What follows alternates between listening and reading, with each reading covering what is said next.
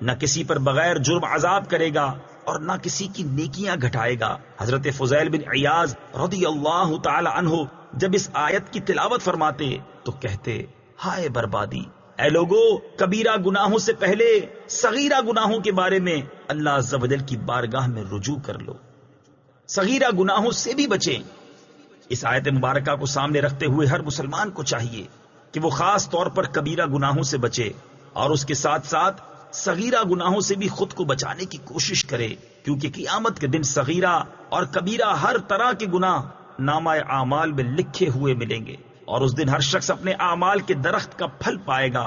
کثیر احادیث میں صغیرہ گناہوں سے بچنے کی ترغیب دی گئی ہے، چنانچہ حضرت عائشہ صدیقہ رضی اللہ تعالی عنہا فرماتی ہیں، نبی کریم صلی اللہ تعالی علیہ وآلہ وسلم نے ارشاد فرمایا، اے عائشہ، ان گناہوں سے تم بھی پرہیز کرو جنہیں تم حقیر سمجھتی ہو، کیونکہ اللہ تعالیٰ کے ہاں ان کا بھی سوال ہوگا۔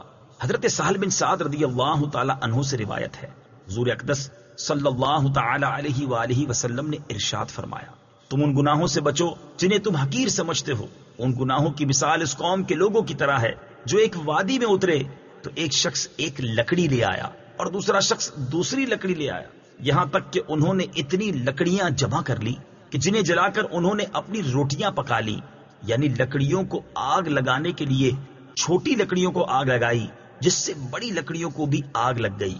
گویا یہی حال صغیرہ گناہوں کے ارتکاب سے کبیرہ تک جانے کا ہے، اور بے شک صغیرہ گناہ کرنے والے کا جب مؤاخذہ کیا جاتا ہے تو یہ گناہ اسے ہلاک کر دیتے ہیں۔ علامہ عبد الرؤف مناوی رحمت اللہ تعالی علیہ فرماتے ہیں، اس حدیث میں چھوٹے گناہوں سے بچنے کا فرمایا گیا، کیونکہ جس طرح چھوٹی نیکیاں بڑی نیکیاں کرنے کا سبب بن جاتی ہیں، اسی طرح صغیرہ یعنی چھوٹے گناہ کبیرہ یعنی بڑے گناہوں کے ارتکاب کا سبب بن جاتے ہیں۔ امام محمد غزالی رحمت اللہ تعالی علیہ فرماتے ہیں، صغیرہ گناہوں میں سے بعض گناہ دوسرے گناہوں کی طرف لے جاتے ہیں، حتیٰ کہ اصل سعادت فوت ہو جاتی ہے اور خاتمہ کے وقت ایمان سے ہی محرومی ہو جاتی ہے، اور اللہ تعالیٰ کی شان یہ ہے کہ وہ جسے چاہے صغیرہ گناہ پر عذاب دے دے اور جس کے لیے چاہے کبیرہ گناہ بخش دے۔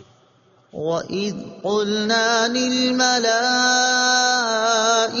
اسْجُدُوا لِآدَمَ فَسَجَدُوا إِلَّا إِبْلِيسَ كَانَ مِنَ الْجِنِّ فَفَسَقَ عَنْ أَمْرِ رَبِّهِ أَفَتَتَّخِذُونَهُ وَذُرِّيَّتَهُ أَوْلِيَاءَ مِن دُونِي وَهُمْ لَكُمْ عَدُوٌّ بِئْسَ لِلظَّالِمِينَ بَدَلًا۔ ترجمہ، اور یاد کرو جب ہم نے فرشتوں سے فرمایا آدم کو سجدہ کرو تو سب نے سجدہ کیا سوائے ابلیس کے، وہ جنوں میں سے تھا تو وہ اپنے رب کے حکم سے نکل گیا۔ تو اے لوگو، کیا تم اسے اور اس کی اولاد کو میرے سوا دوست بناتے ہو، حالانکہ وہ تمہارے دشمن ہیں؟ ظالموں کے لیے کیا ہی برا بدلہ ہے۔ وَإِذْ قُلْنَا لِلْمَلَائِكَةِ اسْجُدُوا لِآدَمَ، اور یاد کرو جب ہم نے فرشتوں سے فرمایا آدم کو سجدہ کرو۔ تفسیر صراط الجنان میں ہے، اس پورے رکوع میں اللہ عز و جل نے شیطان کے ابتدائی کردار کا بیان کیا اور لوگوں کو سمجھایا کہ جس طرح وہ اللہ عز و جل کی نافرمانی کر کے مردود ہوا، تم اس طرح نہ کرنا اور اس کی اطاعت و اتباع سے بچنا۔ اب آیت کا خلاصہ ملاحظہ ہو، ارشاد فرمایا یاد کرو جب ہم نے فرشتوں سے فرمایا کہ حضرت آدم علیہ السلام کی تعظیم کے طور پر انہیں سجدہ کرو، تو سب نے سجدہ کیا سوائے ابلیس کے جو جنوں کے گروہ سے تعلق رکھتا تھا، اور ابلیس نے حکم الہی کے باوجود حضرت آدم علیہ السلام کو سجدہ نہ کیا، بلکہ تکبر و حسد کا راستہ اختیار کیا اور اپنے رب عز و جل کے حکم سے نکل گیا۔ تو اے لوگو، کیا تم اسے اور اس کی اولاد کو میرے سوا دوست بناتے ہو اور ان کی اطاعت اختیار کرتے ہو، اور وہ یوں کہ بجائے میری بندگی کے ان کی بندگی میں مبتلا ہوتے ہو، حالانکہ وہ تمہارے دشمن ہیں، اور جب وہ تمہارے دشمن ہیں تو تمہیں تو ان سے ہوشیار اور دور رہنا چاہیے، نہ کہ تمہیں ان سے دوستی کرنی چاہیے۔ اور یاد رکھو کہ شیطان، اس کی اولاد اور شیطان کے فرما بردار سب ظالم ہیں، اور ظالموں کے لیے بہت برا بدلہ ہے۔ ما أشهدتهم خلق السماوات والأرض ولا خلق أنفسهم وما كنت متخذ المضلين عضدا۔ ترجمہ: نہ میں نے انہیں آسمانوں اور زمین کو بناتے وقت حاضر رکھا تھا اور نہ خود ان کے بناتے وقت، اور نہ میں گمراہ کرنے والوں کو مددگار بنانے والا ہوں۔ ما اشہدتہم، میں نے انہیں حاضر نہ رکھا تھا۔ تفسیر صراط الجنان میں ہے، ارشاد فرمایا کہ شیطان، اس کی اولاد نیز جن بتوں یا چیزوں کو مشرکین اللہ عز و جل کا شریک ٹھہراتے ہیں، ان میں سے کسی کو نہ تو اللہ عز و جل نے آسمانوں اور زمین کو بناتے وقت حاضر رکھا تھا اور نہ خود ان کے بناتے وقت حاضر رکھا تھا۔ مراد یہ ہے کہ اشیاء کے پیدا کرنے میں اللہ عز و جل کی ذات متفرد اور یگانہ ہے، نہ اس کا کوئی شریک عمل ہے، نہ کوئی مشیر کار، پھر اس کے سوا اور کسی کی عبادت کس طرح درست ہو سکتی ہے؟ وَيَوْمَ يَقُولُ نَادُوا شُرَكَائِيَ الَّذِينَ زَعَمْتُمْ فَدَعَوْهُمْ فَلَمْ يَسْتَجِيبُوا لَهُمْ وَجَعَلْنَا بَيْنَهُمْ مَوْبِقًا وَرَأَى الْمُجْرِمُونَ النَّارَ فَظَنُّوا أَنَّهُمْ مواقعوها ولم يجدوا عنها مصرفا۔ ترجمہ: اور یاد کرو جس دن اللہ فرمائے گا میرے ان شریکوں کو پکارو جنہیں تم میرا شریک گمان کرتے تھے، تو وہ انہیں پکاریں گے تو وہ شریک انہیں جواب نہ دیں گے، اور ہم ان کے درمیان ایک ہلاکت کا میدان بنا دیں گے، اور مجرم دوزخ کو دیکھیں گے تو یقین کر لیں گے کہ وہ اس میں گرنے والے ہیں اور اس سے پھرنے کی کوئی جگہ نہ پائیں گے۔ وَيَوْمَ، اور جس دن، تفسیر صراط الجنان میں ہے، ارشاد فرمایا کہ اور یاد کرو جس دن اللہ تعالیٰ کفار سے فرمائے گا اب تم میرے ان شریکوں کو پکارو جنہیں تم میرا شریک سمجھتے تھے، تو وہ انہیں پکاریں گے لیکن ان کے شریک انہیں جواب نہ دیں گے، اور ہم ان بتوں اور بت پرستوں کے درمیان اور اہل حق اور گمراہوں کے درمیان ایک ہلاکت کا میدان بنا دیں گے جس میں وہ اہل باطل اور ان کے بت پڑے رہیں گے۔ موبک یا تو دوزخ کا ایک طبقہ ہے یا اس سے مراد مطلقاً ہلاکت کی جگہ ہے۔ حضرت عبداللہ ابن عباس رضی اللہ تعالی عنہما نے فرمایا کہ موبک جہنم کی ایک وادی کا نام ہے۔ وَرَأَى الْمُجْرِمُونَ النَّارَ، اور مجرم دوزخ کو دیکھیں گے۔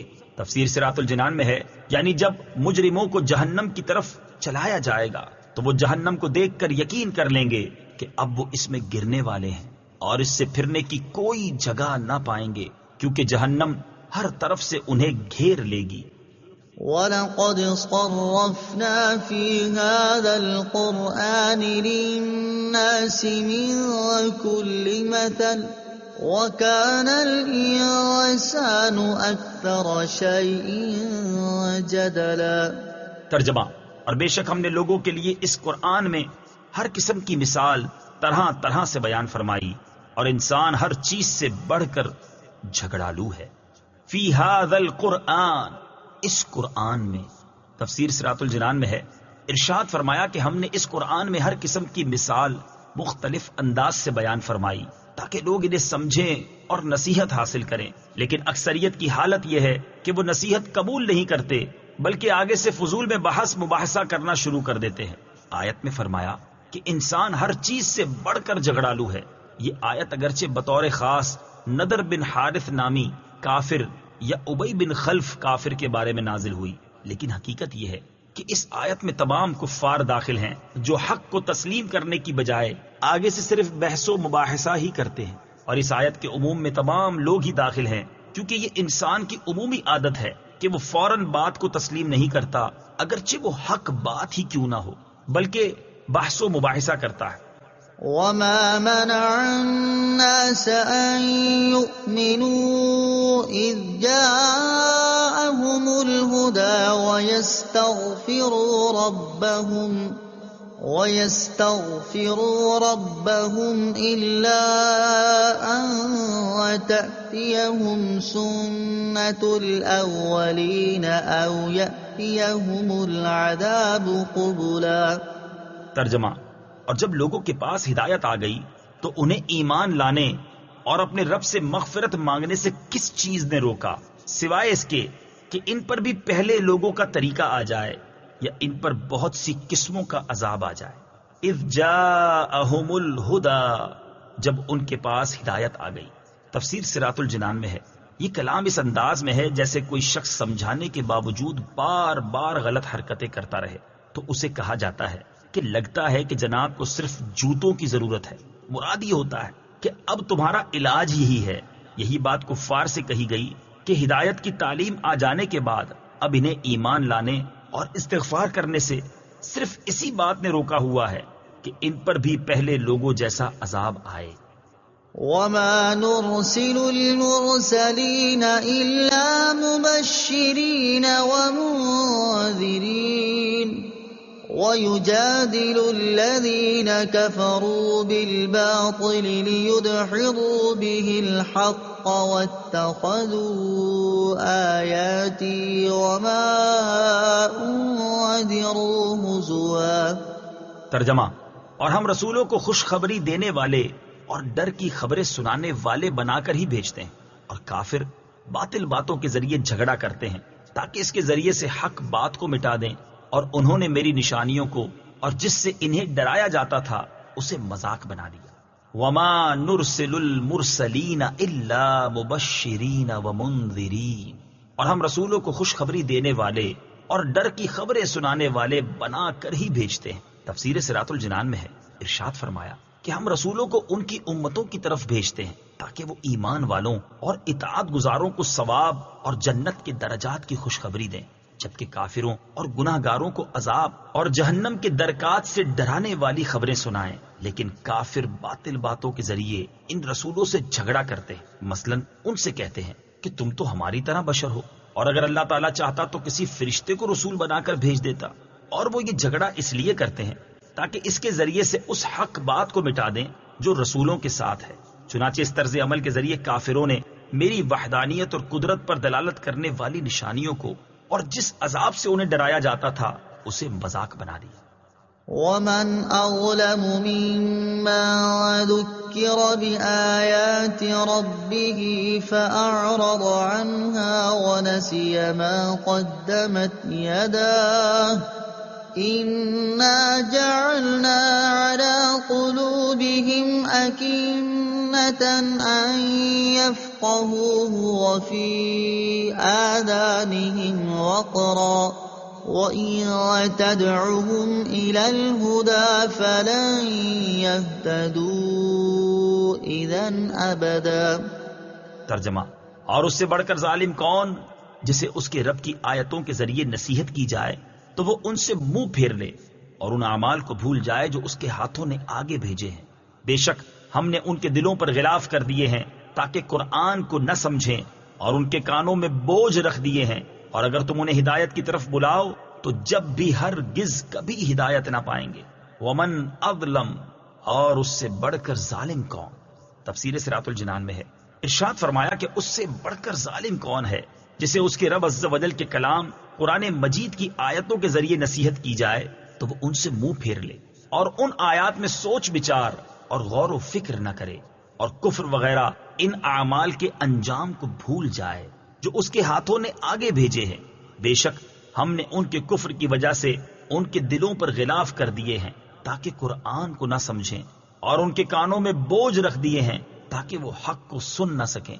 اور اے حبیب صلی اللہ تعالی علیہ وآلہ وسلم، اگر آپ انہیں ہدایت کی طرف بلائیں تو جب بھی ہرگز کبھی ہدایت نہ پائیں گے، کیونکہ ان کی قسمت میں ہی کفر کرنا لکھا ہوا ہے. وَرَبُّكَ الْغَفُورُ ذُو الرَّحْمَةِ لَوْ يُؤَاخِذُهُم بِمَا كَسَبُوا لَعَجَّلَ لَهُمُ الْعَذَابَ بَل لَّهُم مَّوْعِدٌ لَّن يَجِدُوا مِن دُونِهِ مَوْئِلًا. ترجمہ: اور تمہارا رب بڑا بخشنے والا رحمت والا ہے. اگر وہ لوگوں کو ان کے اعمال کی بنا پر پکڑ لیتا تو جلد ان پر عذاب بھیج دیتا، بلکہ ان کے لیے ایک وعدے کا وقت ہے جس کے سامنے کوئی پناہ نہ پائیں گے. وَرَبُّكَ الْغَفُورُ ذُو الرَّحْمَةِ، اور تمہارا رب بڑا بخشنے والا رحمت والا ہے. تفسیر صراط الجنان میں ہے اس آیت میں اللہ عز و جل کی رحمت اور مہلت کا بیان ہے کہ وہ بڑا بخشنے والا ہے کہ کروڑوں گناہ کرنے کے بعد بھی اگر کوئی مغفرت کا دروازہ کھٹکھٹاتا ہے تو وہ بخش دیتا ہے، اور ساری زندگی گناہوں میں گزارنے کے باوجود بھی اگر کوئی زندگی کے آخری لمحات میں توبہ کر لیتا ہے تو اللہ تعالیٰ اسے معاف فرما دیتا ہے۔ یہ شان مغفرت بھی ہے اور شان رحمت بھی، اور شان رحمت میں یہ بھی داخل ہے کہ اس نے مہلت دی ہوئی ہے اور عذاب دینے میں جلدی نہیں فرماتا، بلکہ کفر و گناہ کے باوجود لوگوں کو دنیا کا رزق دیتا رہتا ہے۔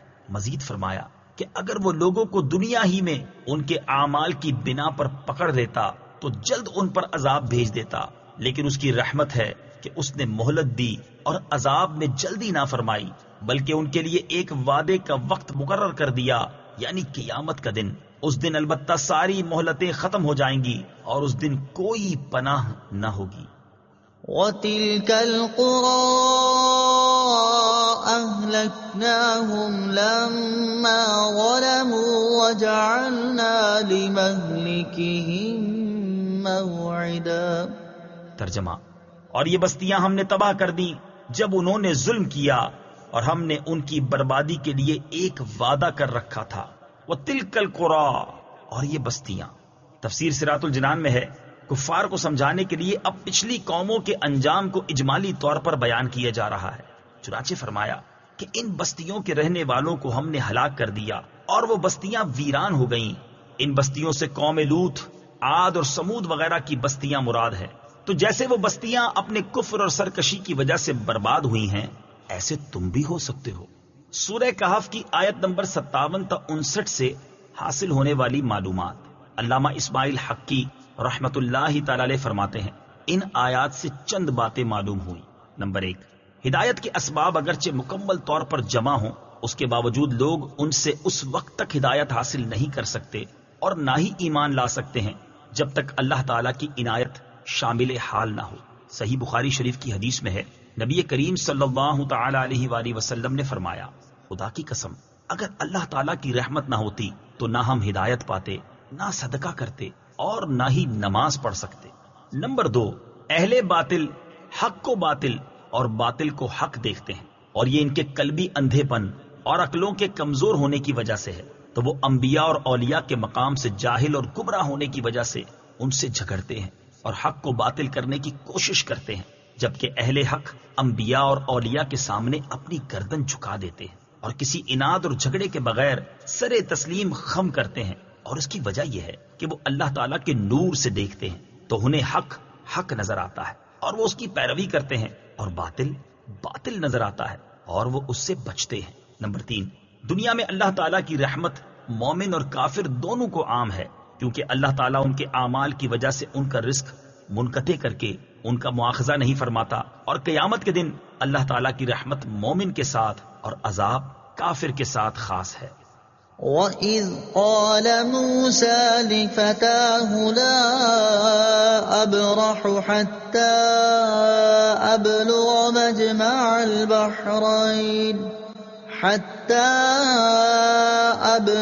مَجْمَعَ الْبَحْرَيْنِ أَوْ أَمْضِيَ حُقُبًا۔ ترجمہ: اور یاد کرو جب موسیٰ نے اپنے خادم سے فرمایا، میں مسلسل سفر میں رہوں گا جب تک 2 سمندروں کے ملنے کی جگہ نہ پہنچ جاؤں، یا مدتوں چلتا رہوں گا۔ فَإِذْ قَالَ مُوسَىٰ، اور یاد کرو جب موسیٰ نے فرمایا۔ اس رکوع سے حضرت موسیٰ علیہ السلام کا حضرت خضر علیہ السلام کے پاس علم سیکھنے کے لیے جانے والے قصے کو بیان کیا گیا ہے۔ آیت میں جن کا ذکر ہے وہ مشہور پیغمبر اور جلیل القدر نبی حضرت موسیٰ بن عمران علیہ السلام ہیں۔ انہیں اللہ تعالیٰ نے تورات اور کثیر معجزات عطا فرمائے تھے۔ حضرت موسیٰ علیہ السلام کے خادم کا نام حضرت یوشع بن نون ہے۔ یہ حضرت موسیٰ علیہ السلام کی خدمت و صحبت میں رہتے اور آپ علیہ السلام سے علم حاصل کرتے تھے۔ حضرت موسیٰ علیہ السلام کے بعد حضرت یوشع ہی آپ کے ولی عہد بنے۔ آیت میں مذکور واقعے کا پس منظر یہ ہے کہ ایک بار حضرت موسیٰ علیہ السلام نے بنی اسرائیل کی جماعت میں بہت شاندار واز فرمایا۔ اس کے بعد کسی نے پوچھا کہ آپ سے بڑا عالم بھی کوئی ہے؟ آپ علیہ السلام نے فرمایا، نہیں، اللہ تعالیٰ نے آپ کی طرف وحی فرمائی کہ اے موسیٰ علیہ السلام، تم سے بڑے عالم حضرت خضر علیہ السلام ہیں۔ آپ علیہ السلام نے اللہ تعالیٰ سے ان کا پتہ پوچھا تو ارشاد فرمایا، مجمع بحرین میں رہتے ہیں۔ وہاں کی نشانی یہ بتائی کہ جہاں بھنی مچھلی زندہ ہو کر دریا میں چلی جائے اور پانی میں سرنگ بن جائے وہاں حضرت خضر علیہ الصلوۃ والسلام ہوں گے۔ چنانچہ حضرت موسیٰ علیہ الصلوۃ والسلام نے اپنے خادم سے فرمایا میں مسلسل سفر میں رہوں گا جب تک کہ مشرق کی جانب 2 سمندروں یعنی بحر فارس یا بحر روم کے ملنے کی جگہ نہ پہنچ جاؤں، یا اگر وہ جگہ دور ہو تو مدتوں تک چلتا رہوں گا۔ پھر یہ حضرات روٹی اور نمکین بھنی مچھلی زنبیل میں توشہ کے طور پر لے کر روانہ ہوئے۔ حضرت موسیٰ علیہ الصلوۃ والسلام کے واقعے سے حاصل ہونے والی معلومات۔ حضرت موسیٰ اور حضرت خضر علیہ الصلوۃ والسلام کے واقعے سے چند باتیں معلوم ہوئیں۔ نمبر 1، علم کے لیے سفر کرنا اللہ تعالیٰ کے نبی کی سنت ہے۔ نمبر 2، استاد کے پاس جانا اور اسے گھر نہ بلانا سنت ہے۔ نمبر 3، علم کی زیادتی چاہنا بہتر ہے۔ نمبر 4، سفر میں توشہ ساتھ رکھنا اچھا ہے۔ نمبر 5، سفر میں اچھا ساتھی ہونا بہتر ہے۔ نمبر 6، استاد کا ادب کرنا ضروری ہے۔ نمبر 7، استاد کی بات پر اعتراض نہ کرنا چاہیے۔ نمبر 8، جہاں تک ہو سکے پیر کامل کے فعل کی تعویل کرنی چاہیے اور اس سے بدظن نہیں ہونا چاہیے جبکہ وہ واقعی پیر کامل اور شریعت کا سچا عامل ہو۔ نمبر 9، علم صرف کتاب سے نہیں آتا بلکہ استاد کی صحبت سے بھی آتا ہے۔ نمبر 10، بزرگوں کی صحبت کیمیا کا اثر رکھتی ہے۔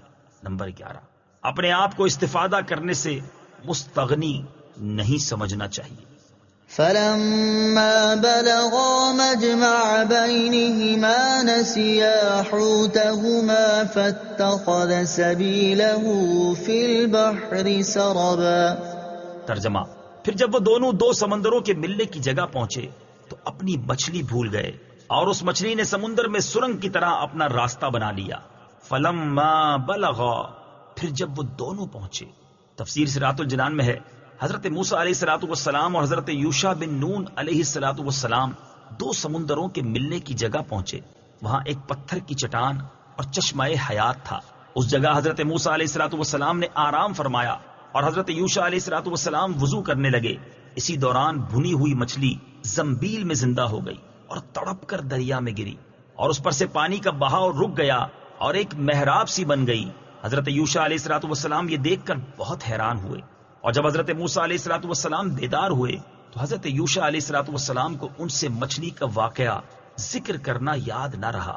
چنانچہ ارشاد ہوتا ہے کہ وہ اپنی مچھلی بھول گئے اور اس مچھلی نے سمندر میں سرنگ کی طرح اپنا راستہ بنا لیا۔ فلما جاوزا قال لفتاه آتنا غداءنا لقد لقينا من سفرنا هذا نصبا۔ ترجمہ، پھر جب وہ وہاں سے گزر گئے تو موسیٰ نے اپنے خادم سے فرمایا ہمارا صبح کا کھانا لاؤ، بے شک ہمیں اپنے اس سفر سے بڑی مشقت کا سامنا ہوا ہے۔ فلما جاوزا، پھر جب وہ وہاں سے گزر گئے۔ تفسیر صراط الجنان میں ہے ارشاد فرمایا کہ پھر جب وہ دونوں اس جگہ سے گزر گئے اور چلتے رہے یہاں تک کہ دوسرے روز کھانے کا وقت آیا تو حضرت موسیٰ علیہ الصلوۃ والسلام نے اپنے خادم سے فرمایا ہمارا صبح کا کھانا لاؤ، بے شک ہمیں اپنے اس سفر سے بڑی مشقت کا سامنا ہوا ہے، تھکان بھی ہے، بھوک کی شدت بھی ہے، اور یہ بات جب تک مجمع البحرین پہنچے تھے پیش نہ آئی تھی، اور جب منزل مقصود سے آگے بڑھ گئے تو تھکن اور بھوک معلوم ہوئی۔ اس میں اللہ تعالیٰ کی حکمت یہ تھی کہ وہ مچھلی یاد کریں اور اس کی طلب میں منزل مقصود کی طرف واپس ہوں۔ حضرت موسیٰ علیہ الصلوۃ والسلام کے یہ فرمانے پر خادم نے معذرت کی اور یہ کہا جو اگلی آیت میں مذکور ہے، قال أرأيت إذ أوينا إلى الصخرة فإني نسيت الحوت وما أنسانيه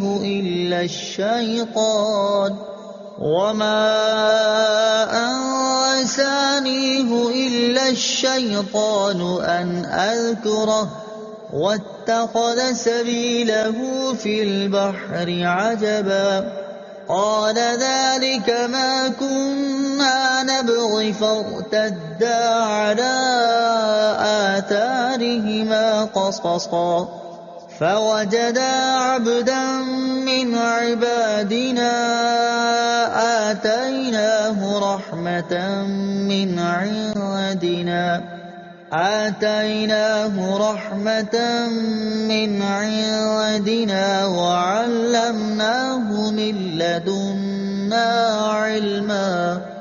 ترجمہ، خادم نے عرض کی، سنیے، جب ہم نے اس چٹان کے پاس آرام کے لیے ٹھکانہ بنایا تھا تو بے شک میں مچھلی کے متعلق بتانا بھول گیا تھا، اور مجھے شیطان ہی نے اس کا ذکر کرنا بھلا دیا، اور ہوا یہ ہے کہ مچھلی نے سمندر میں اپنا راستہ بڑا عجیب بنایا۔ موسیٰ نے فرمایا، یہی تو ہم چاہتے تھے۔ پھر وہ دونوں اپنے قدموں کے نشانات دیکھتے واپس لوٹ گئے تو ہمارے بندوں میں سے ایک بندہ پایا جسے ہم نے اپنے پاس سے خاص رحمت دی تھی اور اسے اپنا علم لدنی عطا فرمایا۔ قال، موسیٰ نے فرمایا، تفسیر صراط الجنان میں ہے، حضرت یوشع بن نون علیہ الصلوۃ والسلام کی بات سن کر حضرت موسیٰ علیہ الصلوۃ والسلام نے فرمایا، مچھلی کا جانا ہی تو ہمارے مقصد حاصل ہونے کی علامت ہے، جن کی طلب میں ہم چلے ہیں ان کی ملاقات وہی ہوگی۔ چنانچہ پھر وہ دونوں اپنے قدموں کے نشانات کی پیروی کرتے ہوئے واپس لوٹے۔ فوجدا، تو انہوں نے پایا۔ تفسیر صراط الجنان میں ہے، یعنی جب وہ دونوں بزرگ واپس اسی جگہ پہنچے تو وہاں انہوں نے اللہ تعالیٰ کے بندوں میں سے ایک بندہ پایا جو چادر اوڑھے آرام فرما رہا تھا۔ یہ حضرت خضر علیہ الصلوۃ والسلام تھے۔ لفظ خضر لغت میں 3 طرح سے آیا ہے، خا کے نیچے زیر اور داد کے اوپر جزم کے ساتھ، یعنی خضر۔ نمبر 2، خا کے اوپر زبر اور داد کے اوپر جزم کے ساتھ، یعنی خضر۔ اور نمبر 3، خا کے اوپر زبر اور داد کے نیچے زیر کے ساتھ، یعنی خضر۔ یہ آپ علیہ الصلوۃ والسلام کا لقب ہے، اور اس لقب کی وجہ یہ ہے کہ آپ علیہ الصلوۃ والسلام جہاں بیٹھتے یا نماز پڑھتے ہیں وہاں اگر گھاس خشک ہو تو سرسبز ہو جاتی ہے۔ آپ علیہ الصلوۃ والسلام کا نام بلیا بن ملکان اور کنیت ابو العباس ہے۔ ایک قول یہ ہے کہ آپ علیہ الصلوۃ والسلام بنی اسرائیل میں سے ہیں، ایک قول یہ ہے کہ آپ علیہ الصلوۃ والسلام شہزادے تھے اور آپ نے دنیا ترک کر کے زہد اختیار فرما لیا تھا۔ حضرت خضر علیہ الصلوۃ والسلام کی شان، اس آیت میں اللہ تعالیٰ نے حضرت خضر علی نبینا علیہ الصلوۃ والسلام کی شان میں مزید 2 باتیں ارشاد فرمائیں۔ ایک یہ کہ اسے ہم نے اپنے پاس سے خاص رحمت دی تھی۔ اس رحمت سے نبوت مراد ہے یا ولایت یا علم یا لمبی زندگی۔ آپ علیہ الصلوۃ والسلام ولی تو بالیقین ہیں، جبکہ آپ علی نبینا علیہ الصلوۃ والسلام کی نبوت میں اختلاف ہے۔ اعلیٰ حضرت رحمت اللہ تعالی علیہ فرماتے ہیں، سیدنا خضر علی نبینا علیہ الصلوۃ والسلام جمہور کے نزدیک نبی ہیں اور ان کو خاص طور سے علم غیب عطا ہوا ہے۔ اللہ تعالیٰ نے فرمایا، وَعَلَّمْنَاهُ مِن لَّدُنَّا عِلْمًا۔ ایک اور مقام پر فرماتے ہیں، معتمد و مختار یہ ہے کہ وہ یعنی حضرت خضر علی نبینا علیہ الصلوۃ والسلام نبی ہیں اور دنیا میں زندہ ہیں۔ دوسری یہ کہ اسے اپنا علم لدنی عطا فرمایا۔ علم لدنی سے مراد غیب کا علم ہے۔ بعض مفسرین نے فرمایا علم لدنی وہ ہے جو بندے کو الہام کے ذریعے حاصل ہو۔ حضرت خضر علی نبینا علیہ الصلوۃ والسلام کے نام کی برکت، بزرگان دین فرماتے ہیں جو حضرت خضر علی نبینا علیہ الصلوۃ والسلام کا نام ان کی ولدیت اور کنیت کے ساتھ یعنی ابو العباس بلیا بن ملکان یاد رکھے گا، انشاء اللہ عز وجل اس کا خاتمہ ایمان پر ہوگا۔ قال له موسى هل أتبعك على أن تعلمني مما علمت رشدا۔ ترجمہ، اس سے موسیٰ نے کہا، کیا اس شرط پر میں تمہارے ساتھ رہوں کہ تم مجھے وہ درست بات سکھا دو جو تمہیں سکھائی گئی ہے؟ قال له موسیٰ، اس سے موسیٰ نے کہا۔ صحیح بخاری شریف کی حدیث میں ہے، جب حضرت موسیٰ علیہ نبینا علیہ الصلوۃ والسلام نے حضرت خضر علیہ نبینا علیہ الصلوۃ والسلام کو دیکھا کہ سفید چادر میں لپٹے ہوئے ہیں تو آپ علیہ الصلوۃ والسلام نے انہیں سلام کیا۔ انہوں نے دریافت کیا کہ تمہاری سرزمین میں سلام کہاں؟ آپ علیہ الصلوۃ والسلام نے فرمایا کہ میں موسیٰ ہوں۔ انہوں نے کہا کہ بنی اسرائیل کے موسیٰ؟ آپ نے فرمایا کہ جی ہاں۔ پھر حضرت موسیٰ علیہ نبینا علیہ الصلوۃ والسلام نے ان سے کہا، کیا اس شرط پر میں آپ کے ساتھ رہوں کہ آپ مجھے وہ درست بات سکھا دیں جو آپ کو سکھائی گئی ہے؟ آیت هل اتبعک علی ان تعلمنی سے حاصل ہونے والی معلومات۔ اس آیت سے 2 باتیں معلوم ہوئیں۔ نمبر 1، آدمی کو علم کی طلب میں رہنا چاہیے خواہ وہ کتنا ہی بڑا عالم ہو۔ نمبر 2، آدمی کو چاہیے کہ اپنے سے بڑے علم والے کے ساتھ خواہ وہ استاد ہو یا کوئی اور، عاجزی اور ادب سے پیش آئے۔ حضرت خضر علیہ نبینا علیہ الصلوۃ والسلام نے حضرت موسیٰ کو جو جواب دیا وہ اگلی آیت میں مذکور ہے۔ قال إنك لن تستطيع معي صبرا وكيف تصبر على ما لم تحط به خبرا۔ ترجمہ، جواب دیا آپ میرے ساتھ ہرگز نہ ٹھہر سکیں گے، اور آپ اس بات پر کس طرح صبر کریں گے جسے آپ کا علم محیط نہیں۔ قال، کہا، تفسیر صراط الجنان میں ہے حضرت خضر علیہ نبینا علیہ الصلوۃ والسلام نے فرمایا آپ میرے ساتھ ہرگز نہ ٹھہر سکیں گے۔ حضرت خضر علیہ نبینا علیہ الصلوۃ والسلام نے یہ اس لیے فرمایا کہ وہ جانتے تھے کہ حضرت موسیٰ علیہ نبینا علیہ الصلوۃ والسلام کو کچھ ناپسندیدہ اور ممنوع کام دیکھنا پڑیں گے، اور انبیاء کرام سے ممکن ہی نہیں کہ وہ ممنوع کام دیکھ کر صبر کر سکیں۔ وَكَيْفَ تَصْبِرُ، اور آپ کس طرح صبر کریں گے۔ تفسیر صراط الجنان میں ہے حضرت خضر علیہ نبینا علیہ الصلوۃ والسلام نے اس ترک صبر کا عذر بھی خود ہی بیان فرما دیا اور فرمایا اور آپ اس بات پر کس طرح صبر کریں گے جسے آپ کا علم محیط نہیں اور ظاہر میں وہ ممنوع ہیں۔ حضرت خضر علیہ نبینا علیہ الصلوۃ والسلام کا علم، حدیث شریف میں ہے کہ حضرت خضر علیہ نبینا علیہ الصلوۃ والسلام نے حضرت موسیٰ علیہ الصلوۃ والسلام سے فرمایا کہ ایک علم اللہ تعالیٰ نے مجھ کو ایسا عطا فرمایا جو آپ نہیں جانتے، اور ایک علم آپ کو ایسا عطا فرمایا جو میں نہیں جانتا۔ مفسرین و محدثین کہتے ہیں کہ جو علم حضرت خضر علیہ نبینا علیہ الصلوۃ والسلام نے اپنے لیے خاص فرمایا وہ باطن اور مکاشفہ کا ہے، اور یہ اہل کمال کے لیے باعث فضل ہے۔ قال ستجدني إن شاء الله صابرا ولا أعصي لك أمرا قال فإن اتبعتني فلا تسألني عن شيء حتى أحدث لك منه ذكرا۔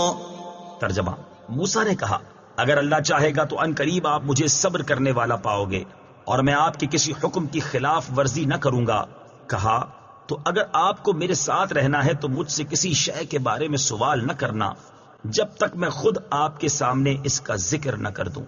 قال، کہا، تفسیر صراط الجنان میں ہے یعنی حضرت خضر علیہ نبینا علیہ الصلوۃ والسلام نے فرمایا کہ اگر آپ کو میرے ساتھ رہنا ہے تو آپ میرے کسی ایسے عمل کے بارے میں مجھ سے سوال نہ کرنا جو آپ کی نظر میں ناپسندیدہ ہو جب تک میں خود آپ کے سامنے اس کا ذکر نہ کر دوں۔ شاگرد اور مرید کے لیے ایک ادب۔ اس آیت سے معلوم ہوا کہ شاگرد اور مرید کے آداب میں سے ہے کہ وہ اپنے استاد اور پیر کے افعال پر زبان اعتراض نہ کھولے اور منتظر رہے کہ وہ خود ہی اس کی حکمت ظاہر فرما دیں۔ فانطلقا حتى إذا ركبا في السفينة خرقها قال أخرقتها لتغرق أهلها لقد جئت شيئا إمرا قال ألم أقل إنك لن تستطيع معي صبرا قال لا تؤاخذني بما نسيت ولا ترهقني من أمري عسرا۔ ترجمہ، پھر وہ دونوں چلے یہاں تک کہ جب کشتی میں سوار ہوئے تو اس نے کشتی کو چیر ڈالا۔ موسیٰ نے کہا کہ تم نے اسے اس لیے چیر دیا تاکہ کشتی والوں کو غرق کر دو، بے شک یہ تم نے بہت برا کام کیا۔ کہا کیا میں نہ کہتا تھا کہ آپ میرے ساتھ ہرگز نہ ٹھہر سکیں گے؟ موسیٰ نے کہا میری بھول پر میرا مؤاخذہ نہ کرو اور مجھے میرے کام کی طرف سے مشکل میں نہ ڈالو۔ فانطلقا، پھر وہ دونوں چلے۔ تفسیر صراط الجنان میں ہے اس آیت اور اس کے بعد والی آیت کا خلاصہ یہ ہے کہ حضرت موسیٰ علیہ الصلوۃ والسلام اور حضرت خضر علیہ نبینا علیہ الصلوۃ والسلام کشتی کی تلاش میں ساحل کے کنارے چلنے لگے۔ جب ان کے پاس سے ایک کشتی گزری تو کشتی والوں نے حضرت خضر علیہ نبینا علیہ الصلوۃ والسلام کو پہچان کر بغیر معاوضہ کے سوار کر لیا۔ جب کشتی سمندر کے بیچ میں پہنچی تو حضرت خضر علیہ نبینا علیہ الصلوۃ والسلام نے کلہاڑی کے ذریعے اس کا ایک تختہ یا دو تختے اکھاڑ ڈالے۔ یہ دیکھ کر حضرت موسیٰ علیہ نبینا علیہ الصلوۃ والسلام خاموش نہ رہ سکے اور فرمایا کیا تم نے اس کشتی کو اس لیے چیر دیا تاکہ کشتی والوں کو غرق کر دو؟ بے شک یہ تم نے بہت برا کام کیا۔ حضرت خضر علیہ نبینا علیہ الصلوۃ والسلام نے ان سے فرمایا کیا میں نہ کہتا تھا کہ آپ میرے ساتھ ہرگز نہ ٹھہر سکیں گے؟ قال لا تؤاخذنی، کہا میرا مواخذہ نہ کرو۔ تفسیر صراط الجنان میں ہے یعنی حضرت موسیٰ علیہ نبینا علیہ الصلوۃ والسلام نے عذر خواہی فرمائی کہ میں آپ سے کیا وعدہ بھول گیا تھا، لہٰذا اس پر میرا مواخذہ نہ کریں۔ فانطلقا حتى إذا لقيا غلاما فقتله قال أقتلت نفسا زكية بغير نفس لقد جئت شيئا نكرا۔ ترجمہ، پھر دونوں چلے یہاں تک کہ جب انہیں ایک لڑکا ملا تو اسے قتل کر دیا۔ موسیٰ نے کہا کیا تم نے کسی جان کے بدلے کے بغیر ایک پاکیزہ جان کو قتل کر دیا؟ بے شک تم نے بہت ناپسندیدہ کام کیا ہے۔ فانطلقا، پھر دونوں چلے۔ تفسیر صراط الجنان میں ہے یعنی کشتی سے اتر کر وہ دونوں چلے اور ایک ایسے مقام پر گزرے جہاں لڑکے کھیل رہے تھے۔ وہاں انہیں ایک لڑکا ملا جو کافی خوبصورت تھا اور حد بلوغ کو نہ پہنچا تھا۔ بعض مفسرین نے کہا کہ وہ لڑکا جوان تھا اور رہزنی کیا کرتا تھا۔ حضرت خضر علیہ نبینا علیہ الصلوۃ والسلام نے اسے قتل کر دیا۔ یہ دیکھ کر حضرت موسیٰ علیہ نبینا علیہ الصلوۃ والسلام سے پھر نہ رہا گیا اور آپ نے فرمایا کہ تم نے کسی جان کے بدلے کے بغیر ایک پاکیزہ جان جس کا کوئی گناہ ثابت نہ تھا کو قتل کر دیا؟ بے شک تم نے بہت ناپسندیدہ کام کیا ہے۔ قال ألم أقل لك إنك لن تستطيع معي صبرا۔ ترجمہ، کہا میں نے آپ سے نہ کہا تھا کہ آپ ہرگز میرے ساتھ نہ ٹھہر سکیں گے۔ قال، کہا۔ تفسیر صراط الجنان میں ہے جب حضرت موسیٰ علیہ نبینا علیہ الصلوۃ والسلام نے حضرت خضر علیہ نبینا علیہ الصلوۃ والسلام کے فعل پر کلام فرمایا تو آپ علیہ نبینا علیہ الصلوۃ والسلام نے کہا اے موسیٰ، میں نے آپ سے نہ کہا تھا کہ آپ ہرگز میرے ساتھ نہ ٹھہر سکیں گے۔ اس بار حضرت خضر علیہ نبینا علیہ الصلوۃ والسلام نے اپنے کلام میں لفظ لکا کا اضافہ فرمایا کیونکہ حضرت موسیٰ علیہ الصلوۃ والسلام نے دوسری مرتبہ ان کے فعل پر کلام فرمایا تھا۔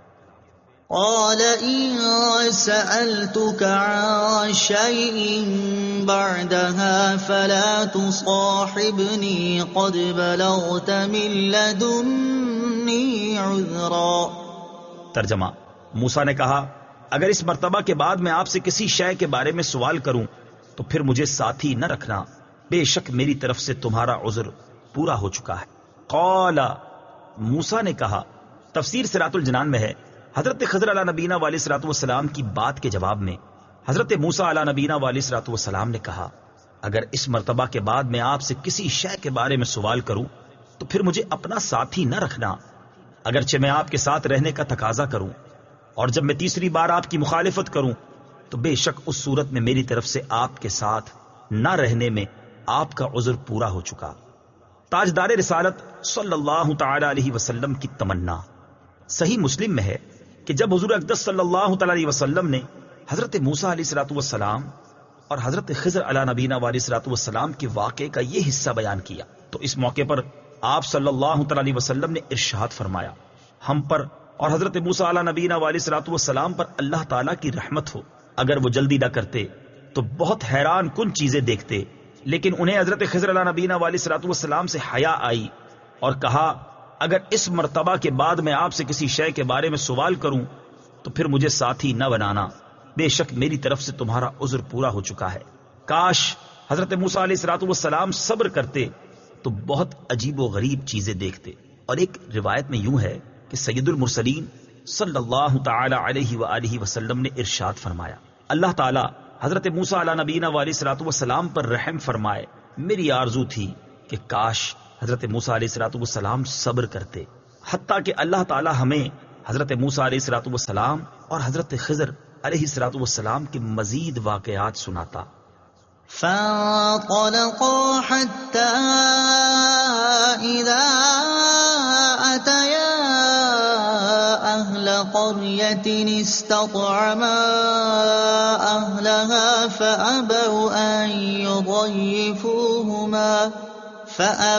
أن يضيفوهما فوجدا فيها جدارا يريد أن ينقض فأقامه قال لو شئت لاتخذت عليه أجرا۔ ترجمہ، پھر دونوں چلے یہاں تک کہ جب ایک بستی والوں کے پاس آئے تو اس بستی کے باشندوں سے کھانا مانگا۔ انہوں نے ان دونوں کی مہمان نوازی کرنے سے انکار کر دیا۔ پھر دونوں نے اس گاؤں میں ایک دیوار پائی جو گرنا ہی چاہتی تھی، تو اس نے اسے سیدھا کر دیا۔ موسیٰ نے کہا اگر تم چاہتے تو اس پر کچھ مزدوری لے لیتے۔ فانطلقا، پھر دونوں چلے۔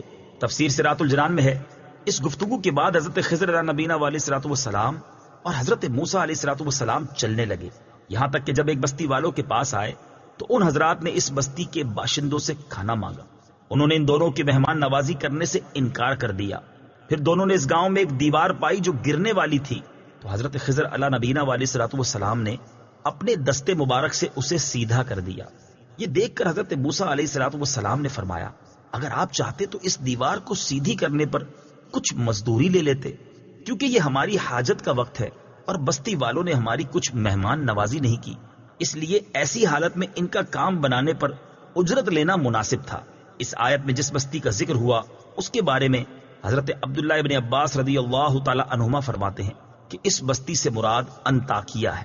ایک قول یہ ہے کہ اس سے مراد ایلا ہے، اور ایک قول یہ ہے کہ اس سے مراد اندلس کا ایک شہر ہے۔ مہمان نوازی نہ کرنے کی مذمت۔ اس آیت سے معلوم ہوا کہ مہمان نوازی نہ کرنا انتہائی معیوب اور ناپسندیدہ عمل ہے، اور اگر یہ عمل اجتماعی طور پر ہو تو اور بھی مذموم ہو جاتا ہے، جیسا کہ حضرت قتادہ رضی اللہ تعالی عنہ فرماتے ہیں کہ وہ بستی بہت بدتر ہے جہاں مہمانوں کی میزبانی نہ کی جائے۔ قال هذا فراق بيني وبينك سأنبئك بتأويل ما لم تستطع عليه صبرا۔ ترجمہ، کہا یہ میری اور آپ کی جدائی کا وقت ہے، اب میں آپ کو ان باتوں کا اصل مطلب بتاؤں گا جن پر آپ صبر نہ کر سکے۔ قال، کہا۔ تفسیر سراۃ الجنان میں ہے حضرت موسیٰ علیہ الصلوۃ والسلام کی طرف سے تیسری مرتبہ اپنے فعل پر کلام سن کر حضرت خضر علیہ نبینا علیہ الصلوۃ والسلام نے ان سے فرمایا یہ میری اور آپ کی جدائی کا وقت ہے، اب میں جدا ہونے سے پہلے آپ علیہ الصلوۃ والسلام کو ان باتوں کا اصل مطلب بتاؤں گا جن پر آپ علیہ الصلوۃ والسلام صبر نہ کر سکے، اور ان کے اندر جو راز تھے ان کا اظہار کر دوں گا۔ آیت قال هذا فراق بینی و بینک سے حاصل ہونے والی معلومات۔ اس آیت سے دو باتیں معلوم ہوئیں۔ نمبر ایک، اگر اپنا قریبی ساتھی یا ماتحت شخص کوئی ایسا کام کرے جس کی وجہ سے اسے خود سے دور کرنے کی صورت بنتی ہو تو فوراً اسے دور نہ کر دے، بلکہ ایک یا دو مرتبہ اسے معاف کر دیا جائے اور اس سے درگزر کیا جائے، اور ساتھ میں مناسب تنبیہ بھی کر دی جائے تاکہ وہ اپنی کوتاہی یا غلطی پر آگاہ ہو جائے، اور اگر وہ تیسری بار پھر وہی کام کرے تو اب چاہے تو اسے خود سے دور کر دے۔ نمبر دو، اگر اپنے قریبی ساتھی کو خود سے دور کرے تو اسے دور کرنے کی وجہ بتا دے تاکہ اس کے پاس اعتراض کی کوئی گنجائش نہ رہے۔ أما السفينة فكانت لمساكين يعملون في البحر فأردت أن أعيبها وكان وراءهم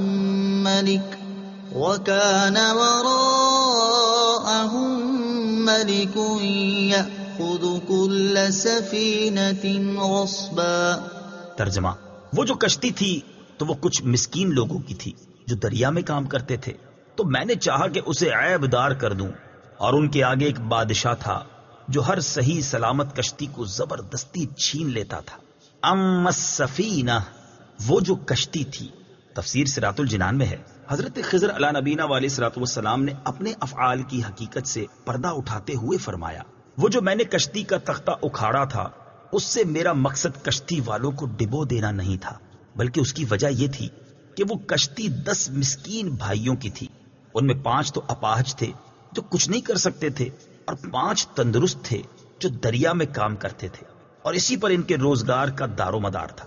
ان کے آگے ایک بادشاہ تھا اور انہیں واپسی میں اس کے پاس سے گزرنا تھا۔ کشتی والوں کو اس کا حال معلوم نہ تھا، اور اس کا طریقہ یہ تھا کہ وہ ہر صحیح سلامت کشتی کو زبردستی چھین لیتا، اور اگر عیب دار ہوتی تو چھوڑ دیتا تھا۔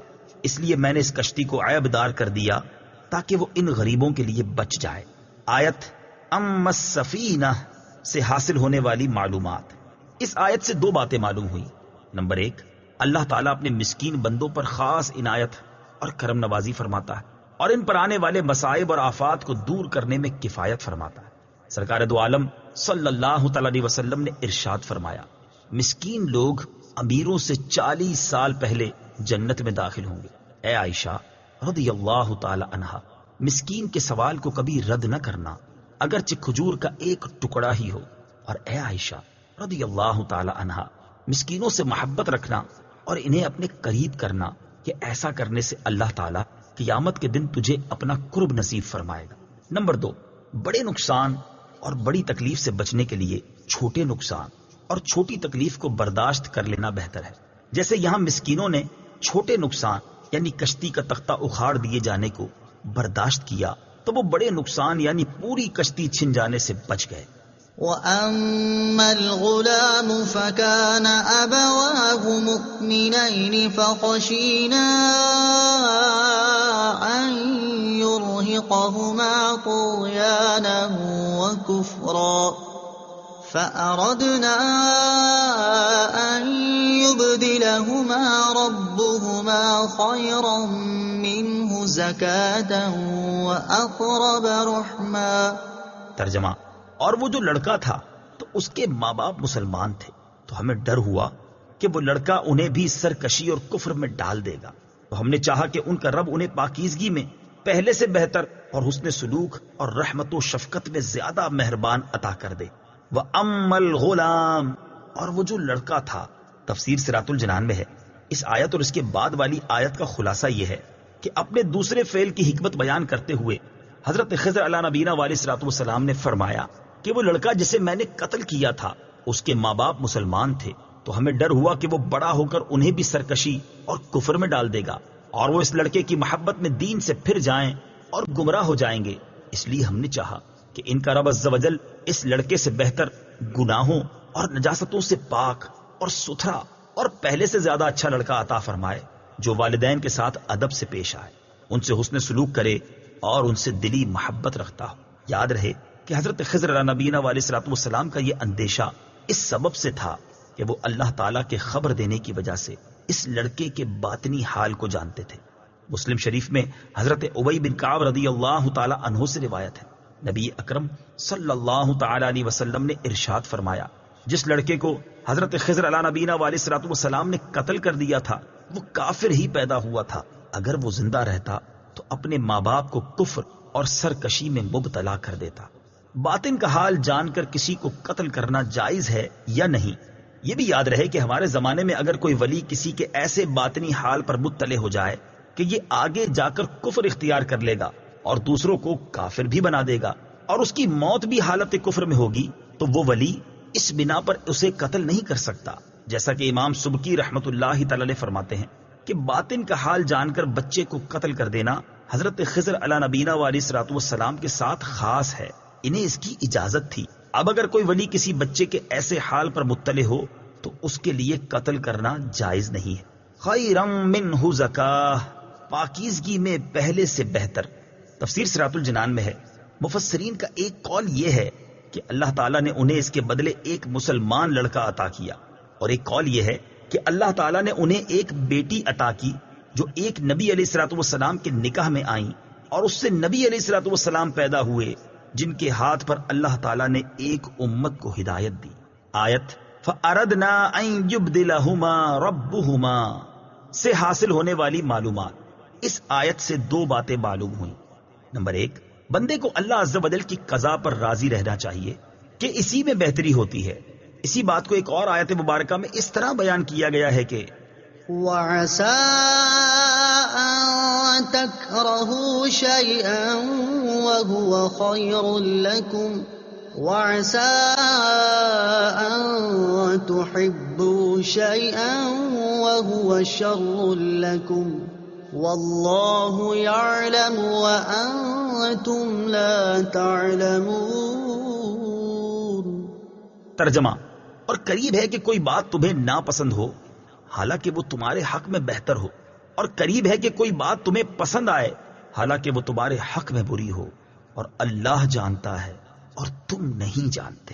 نمبر 2، بسا اوقات اللہ تعالیٰ اپنے مومن بندے کی محبوب اور پسندیدہ چیزوں میں سے کوئی چیز لے لیتا ہے کیونکہ اس چیز میں بندے کا نقصان ہوتا ہے، اور وہ اس کے نقصان سے غافل ہوتا ہے، پھر اگر وہ صبر کرے اور اللہ تعالیٰ کا شکر ادا کرے تو اللہ تعالیٰ اس چیز کے بدلے اس سے بہتر چیز عطا کر دیتا ہے جس میں مومن بندے کا نفع ہوتا ہے، نقصان نہیں ہوتا، اور یہ اللہ تعالیٰ کا اپنے مومن بندوں پر ایک بہت بڑا احسان ہے۔ وَأَمَّا الْجِدَارُ فَكَانَ لِغُلَامَيْنِ يَتِيمَيْنِ فِي الْمَدِينَةِ وَكَانَ تَحْتَهُ كَنزٌ لَّهُمَا وَكَانَ أَبُوهُمَا صَالِحًا فَأَرَادَ رَبُّكَ أَن يَبْلُغَا أَشُدَّهُمَا وَيَسْتَخْرِجَا كَنزَهُمَا رَحْمَةً مِّن رَّبِّكَ وَمَا فَعَلْتُهُ عَنْ أَمْرِي ذَلِكَ تَأْوِيلُ مَا لَمْ تَسْطِع عَلَيْهِ صَبْرًا۔ ترجمہ: اور بہرحال دیوار کا جہاں تک تعلق ہے تو وہ شہر کے 2 یتیم لڑکوں کی تھی، اور اس دیوار کے نیچے ان دونوں کا خزانہ تھا، اور ان کا باپ نیک آدمی تھا، تو آپ کے رب نے چاہا کہ وہ دونوں اپنی جوانی کو پہنچیں اور اپنا خزانہ نکالیں۔ یہ سب آپ کے رب کی رحمت سے ہے، اور یہ سب کچھ میں نے اپنے حکم سے نہیں کیا۔ یہ ان باتوں کا اصل مطلب ہے جس پر آپ صبر نہ کر سکے۔ وَأَمَّا الْجِدَارُ، اور بہرحال دیوار۔ تفسیر صراط الجنان میں ہے، حضرت خضر علیہ نبینا علیہ الصلوۃ والسلام نے اپنے تیسرے فعل یعنی دیوار سیدھی کرنے کی حکمت بیان کرتے ہوئے فرمایا، اور بہرحال دیوار کا جہاں تک تعلق ہے تو وہ شہر کے 2 یتیم لڑکوں کی تھی جن کے نام اسرم اور سریم تھے، اور اس دیوار کے نیچے ان دونوں کا خزانہ تھا، اور ان کا باپ نیک آدمی تھا۔ تو اللہ تعالیٰ نے چاہا کہ وہ دونوں اپنی جوانی کو پہنچیں اور ان کی عقل کامل ہو جائے اور وہ قوی و توانا ہو جائیں اور اپنا خزانہ نکالیں۔ یہ سب اللہ عز و جل کی رحمت سے ہے، اور جو کچھ میں نے کیا وہ میری اپنی مرضی سے نہ تھا بلکہ اللہ عز و جل کے حکم سے تھا۔ یہ ان باتوں کا اصل مطلب ہے جس پر آپ علیہ الصلوۃ والسلام صبر نہ کر سکے۔ یتیم کے ساتھ نیکی کرنے کا ثواب۔ اس سے معلوم ہوا کہ یتیموں کے ساتھ نیکی کرنی چاہیے اور ان کے ساتھ ایسا معاملہ کرنا چاہیے جس میں ان کا بھلا ہو۔ احادیث میں یتیم کے ساتھ نیکی کرنے والے کے لیے بہت اجر و ثواب بیان کیا گیا ہے۔ چنانچہ حضرت عبداللہ ابن عباس رضی اللہ تعالی عنہما سے روایت ہے، حضور اکرم صلی اللہ تعالی علیہ وسلم نے ارشاد فرمایا، مسلمانوں میں سے جو شخص کسی یتیم کے کھانے پینے کی کفالت کرے تو اللہ تعالیٰ اسے جنت میں داخل کرے گا، مگر یہ کہ وہ کوئی ایسا گناہ کرے جس کی بخشش نہ ہو۔ حضرت عبداللہ ابن عمر رضی اللہ تعالی عنہما سے روایت ہے، حضور پر نور صلی اللہ تعالی علیہ وسلم نے ارشاد فرمایا، اللہ تعالیٰ کے نزدیک سب سے زیادہ پسندیدہ گھر وہ ہے جس میں کوئی یتیم ہو اور اس کی عزت کی جاتی ہو۔ وَكَانَ تَحْتَهُ كَنزٌ لَّهُمَا، اور اس دیوار کے نیچے ان دونوں کا خزانہ تھا۔ تفسیر صراط الجنان میں ہے، ترمذی شریف کی حدیث میں ہے کہ اس دیوار کے نیچے سونا اور چاندی مدفون تھا۔ عبرت انگیز عبارات۔ حضرت عبداللہ ابن عباس رضی اللہ تعالی عنہما فرماتے ہیں کہ اس خزانے میں سونے کی ایک تختی تھی، اس پر ایک طرف لکھا تھا، اس شخص کا حال عجیب ہے جسے موت کا یقین ہو، اسے اپنی قلیل اور مختصر زندگی پر خوشی کس طرح ہوتی ہے۔ اس شخص کا حال عجیب ہے جو قضاء و قدر کا یقین رکھتا ہو، اس کو نعمت چھن جانے اور مصیبت آنے پر غصہ کیسے آتا ہے۔ اس شخص کا حال عجیب ہے جسے رزق کا یقین ہو، وہ کیوں اسے حاصل کرنے کی مشقت میں پڑتا ہے۔ اس شخص کا حال عجیب ہے جسے حساب کا یقین ہو، وہ اپنے حساب سے کیسے غافل رہتا ہے اور دنیا کا مال و متاع زیادہ کرنے میں کیوں مشغول ہوتا ہے۔ اس شخص کا حال عجیب ہے جسے دنیا کے زوال و تغیر کا یقین ہو اور اس پر کیسے مطمئن ہوتا ہے۔ اور اس کے ساتھ لکھا تھا، لا الہ الا اللہ محمد الرسول اللہ، اور دوسری جانب اس لوح پر لکھا تھا، میں اللہ ہوں، میرے سوا کوئی معبود نہیں، میں یکتا ہوں، میرا کوئی شریک نہیں، میں نے خیر و شر کو پیدا کیا تو اس کے لیے خوشی ہے جسے میں نے خیر کے لیے پیدا کیا، اور اس کے ہاتھوں پر خیر جاری کی، اس کے لیے تباہی ہے جسے میں نے شر کے لیے پیدا کیا اور اس کے ہاتھوں پر شر جاری کیا۔ وَكَانَ أَبُوهُمَا صَالِحًا، اور ان کا باپ نیک آدمی تھا۔ تفسیر صراط الجنان میں ہے، اس کا نام کاشح تھا اور یہ شخص پرہیزگار تھا۔ علماء فرماتے ہیں وہ ان بچوں کا 8ویں یا 10ویں پشت میں باپ تھا۔ باپ کے تقوی اور پرہیزگاری کا فائدہ۔ تفسیر صراط الجنان میں ہے، یاد رہے کہ باپ کے تقوی اور پرہیزگاری کے نتیجے میں اس کی اولاد در اولاد کو دنیا میں فائدہ ہوتا ہے، جیسا کہ حضرت عبداللہ ابن عباس رضی اللہ تعالی عنہما سے روایت ہے، رسول کریم صلی اللہ تعالی علیہ وسلم نے ارشاد فرمایا، بے شک اللہ تعالیٰ آدمی کے نیک ہونے کی وجہ سے اس کی اولاد در اولاد کی بہتری فرما دیتا ہے، اور اس کی نسل اور اس کے ہمسایوں میں اس کی رعایت فرما دیتا ہے کہ اللہ تعالیٰ کی طرف سے پردہ پوشی اور امان میں رہتے ہیں۔ اور حضرت محمد بن منقدر رحمت اللہ تعالی علیہ نے فرمایا، اللہ تعالیٰ بندے کی نیکی سے اس کی اولاد کو اور اس کی اولاد کی اولاد کو اور اس کے کنبے والوں کو اور اس کے محلہ داروں کو اپنی حفاظت میں رکھتا ہے۔ یوں ہی باپ کا نیک پرہیزگار ہونا آخرت میں بھی اس کی اولاد کو نفع دیتا ہے۔ چنانچہ ارشاد باری تعالی ہے، والذین آمنوا واتبعتهم ذریتهم بإیمان الحقنا بهم ذریتهم وما ألتناهم من عملهم من شیء۔ ترجمہ، اور جو لوگ ایمان لائے اور ان کی جس اولاد نے ایمان کے ساتھ ان کی پیروی کی تو ہم ان کی اولاد کو ان کے ساتھ ملا دیں گے اور ان والدین کے عمل میں کچھ کمی نہ کریں گے۔ حضرت عبداللہ ابن عباس رضی اللہ تعالیٰ عنہما سے روایت ہے، حضور اقدس صلی اللہ تعالی علیہ وآلہ وسلم نے ارشاد فرمایا، بے شک اللہ تعالیٰ مومن کی ذریت کو اس کے درجے میں اس کے پاس اٹھا لے گا، اگرچہ وہ عمل میں اس سے کم ہوتا کہ اس کی آنکھیں ٹھنڈی ہوں۔ حضرت عبداللہ ابن عباس رضی اللہ تعالیٰ عنہما سے روایت ہے، حضور پر نور صلی اللہ تعالی علیہ وآلہ وسلم نے ارشاد فرمایا، جب آدمی جنت میں جائے گا تو اپنے ماں باپ، بیوی اور اولاد کے بارے میں پوچھے گا۔ ارشاد ہوگا کہ وہ تیرے درجے اور عمل کو نہ پہنچے، عرض کرے گا، اے میرے رب عز و جل، میں نے اپنے اور ان کے سب کے نفع کے لیے اعمال کیے تھے، اس پر حکم ہوگا کہ وہ اس سے ملا دیے جائیں۔ اعلیٰ حضرت امام احمد رضا خان رحمت اللہ تعالی علیہ فرماتے ہیں، جب عام صالحین کی صلاح یعنی تقوی اور پرہیزگاری ان کی نسل و اولاد کو دین و دنیا اور آخرت میں نفع دیتی ہے تو صدیق و فاروق، عثمان و علی، جعفر و عباس و انصار کرام رضی اللہ تعالی عنہم کی صلاح کا کیا کہنا، جن کی اولاد میں شیخ، صدیقی، فاروقی، عثمانی و علوی و جعفری و عباسی و انصاری ہیں، یہ کیوں نہ اپنے نسب کریم سے دین و دنیا و آخرت میں نفع پائیں گے۔ پھر اللہ اکبر، حضرات اولیاء، سادات کرام، اولاد امجاد، حضرت خاتون جنت بطول زہرا کے حضور پر نور سید الصالحین، سید العالمین، سید المرسلین صلی اللہ تعالی وسلم کے بیٹے ہیں کہ ان کی شان تو عرفہ و اعلیٰ و بلند و بالا ہے۔ ذالک تأویل ما، یہ ان باتوں کا اصل مطلب ہے۔ تفسیر صراط الجنان میں ہے، حضرت عبداللہ بن احمد نصفی رحمت اللہ تعالی فرماتے ہیں، بعض لوگ اس آیت کی وجہ سے ولی کو نبی پر فضیلت دے کر گمراہ ہو گئے، اور در حقیقت ولی کو نبی پر فضیلت دینا کفر جلی ہے۔ ان لوگوں نے یہ خیال کیا کہ حضرت موسیٰ علیہ الصلوۃ والسلام کو حضرت خضر علی نبینا علیہ الصلوۃ والسلام سے علم حاصل کرنے کا حکم دیا گیا، حالانکہ حضرت خضر علی نبینا علیہ الصلوۃ والسلام ولی ہیں۔ اس کا جواب یہ ہے کہ حضرت خضر علیہ الصلوۃ والسلام نبی ہیں، اور اگر ایسا نہ ہو جیسا کہ بعض کا گمان ہے تو یہ اللہ تعالیٰ کی طرف سے حضرت موسیٰ علیہ الصلوۃ والسلام کے حق میں ابتلا یعنی آزمائش ہے۔ حضرت خضر علی نبینا علیہ الصلوۃ والسلام زندہ ہیں۔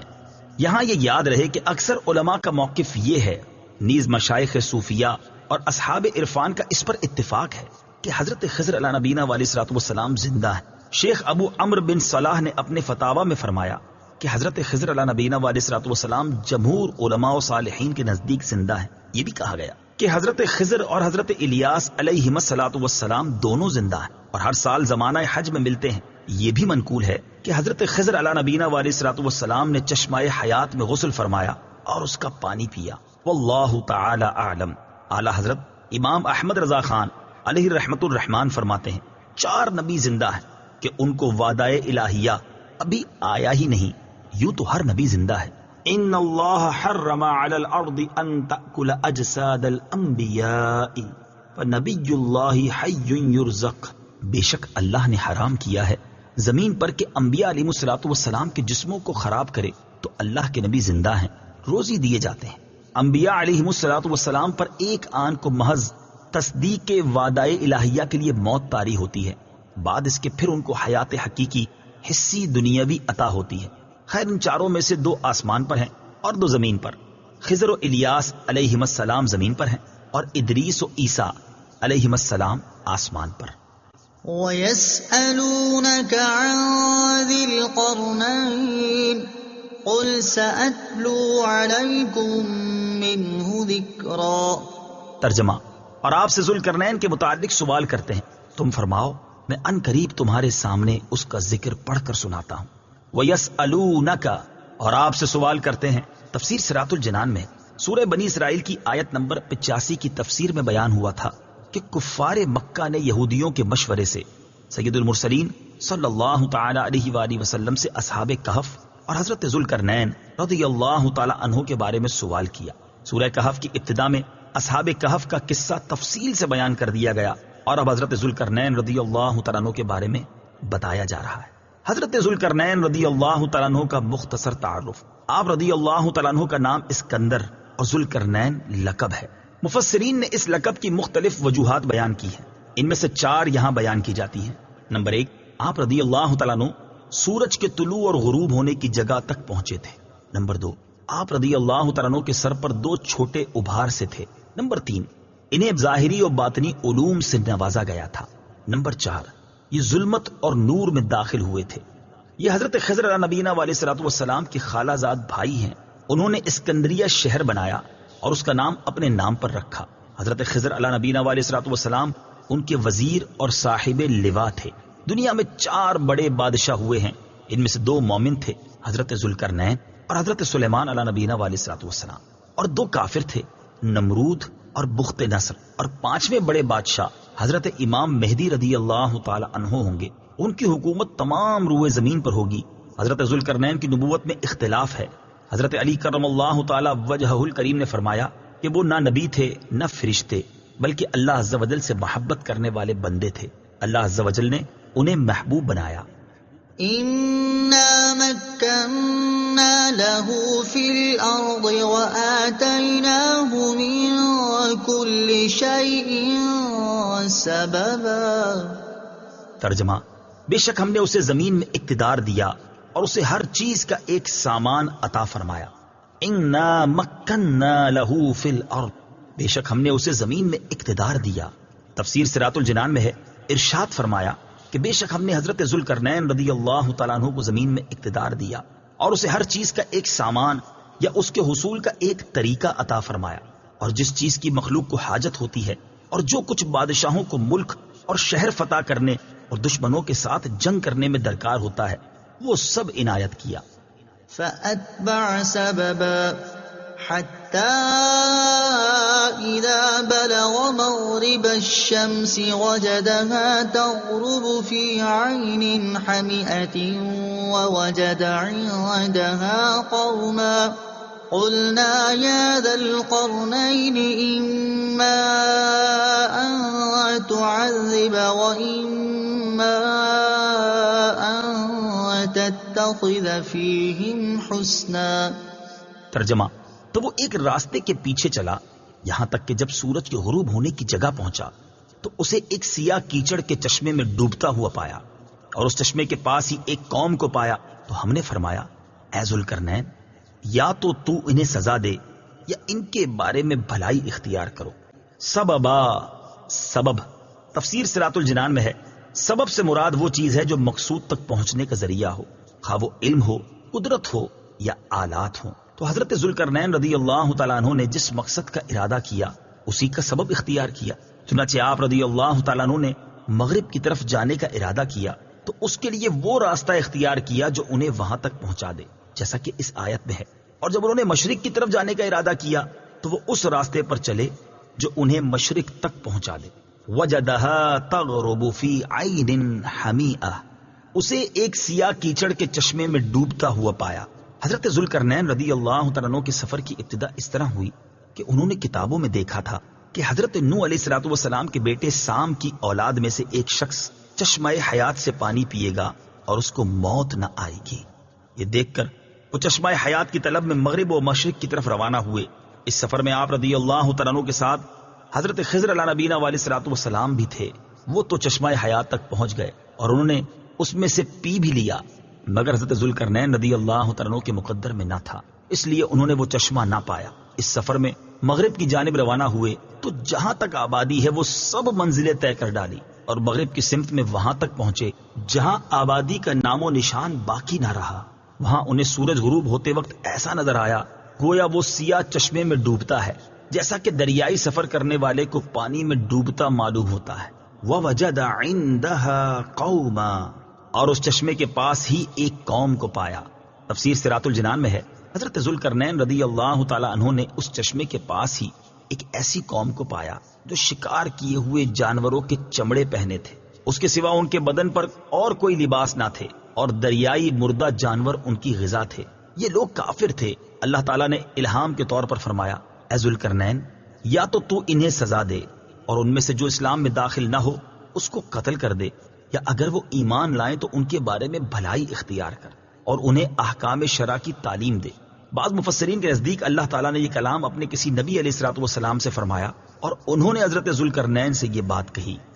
قال أما من ظلم فسوف نعذبه ثم يرد إلى ربه فيعذبه عذابا نكرا وأما من آمن وعمل صالحا فله جزاء الحسنى وَسَنَقُولُ لَهُ مِنْ أَمْرِنَا يُسْرًا. ترجمہ عرض کی، بہرحال جس نے ظلم کیا تو ان قریب ہم اسے سزا دیں گے، پھر وہ اپنے رب کی طرف لوٹایا جائے گا تو وہ اسے بہت بڑا عذاب دے گا، اور بہرحال جو ایمان لایا اور اس نے نیک عمل کیا تو اس کا بدلہ بھلائی ہے، اور ان قریب ہم اس کو آسان کام کہیں گے. قال، کہا. اس آیت اور اس کے بعد والی آیت کا خلاصہ یہ ہے کہ حضرت ذوالقرنین نے اللہ تعالیٰ کی طرف سے حکم ملنے کے بعد ان نبی علیہ الصلوۃ والسلام سے عرض کی یا اپنے پاس موجود خاص ساتھیوں سے کہا، بہرحال جس نے کفر و شرک اختیار کیا اور میری دعوت کو ٹھکرا کر ایمان نہ لایا تو ان قریب ہم اسے قتل کر دیں گے. یہ تو اس کی دنیاوی سزا ہے، پھر وہ قیامت کے دن اپنے رب عز و جل کی طرف لوٹایا جائے گا تو وہ اسے جہنم کا بہت برا عذاب دے گا. اور جو ایمان لایا اور اس نے ایمان کے تقاضوں کے مطابق نیک عمل کیا تو اس کے لیے جزا کے طور پر بھلائی یعنی جنت ہے، اور ان قریب ہم اس ایمان والے کو آسان کام کہیں گے اور اس کو ایسی چیزوں کا حکم دیں گے جو اس پر سہل ہوں، دشوار نہ ہوں. ثم أتبع سببا حتى إذا بلغ مطلع الشمس وجدها تطلع على قوم لم نجعل لهم من دونها سترا كذلك وقد أحطنا بما لديه خبرا. ترجمہ پھر وہ ایک راستے کے پیچھے چلا یہاں تک کہ جب سورج طلوع ہونے کی جگہ پہنچا تو اسے ایک ایسی قوم پر طلوع ہوتا ہوا پایا جن کے لیے ہم نے سورج سے کوئی آڑ نہیں رکھی تھی. بات اسی طرح ہے، اور جو کچھ اس کے پاس تھا سب کو ہمارا علم محیط ہے. ثم پھر تفسیر صراط الجنان میں ہے حضرت ذوالقرنین رضی اللہ تعالیٰ عنہ مشرق کی طرف ایک راستے کے پیچھے چلے. سترن آڑ تفسیر صراط الجنان میں ہے. مفسرین فرماتے ہیں کہ وہ قوم اس جگہ پر تھی جہاں ان کے اور سورج کے درمیان کوئی چیز، پہاڑ، درخت وغیرہ حائل نہ تھی، اور نہ وہاں زمین کی نرمی کی وجہ سے کوئی عمارت قائم ہو سکتی تھی. اور وہاں کے لوگوں کا یہ حال تھا کہ طلوع آفتاب کے وقت زمین کے اندر بنائے ہوئے تہ خانوں میں گھس جاتے تھے اور زوال کے بعد نکل کر اپنا کام کاج کرتے تھے. کذالک بات اسی طرح ہے. تفسیر صراط الجنان میں ہے یعنی حضرت ذوالقرنین رضی اللہ تعالیٰ عنہ کی بادشاہی کی وسعت اور ان کا بلند مرتبہ جو ہم نے بیان کیا ان کا معاملہ اسی طرح ہے. مفسرین نے کذالک کے معنی میں یہ بھی کہا ہے کہ اس سے مراد یہ ہے کہ حضرت ذوالقرنین رضی اللہ تعالیٰ عنہ نے جیسا مغربی قوم کے ساتھ سلوک کیا تھا ایسا ہی اہل مشرق کے ساتھ بھی کیا، کیونکہ یہ لوگ بھی ان کی طرح کافر تھے. تو جو ان میں سے ایمان لائے ان کے ساتھ احسان کیا، اور جو کفر پر اڑے رہے انہیں سزا دی.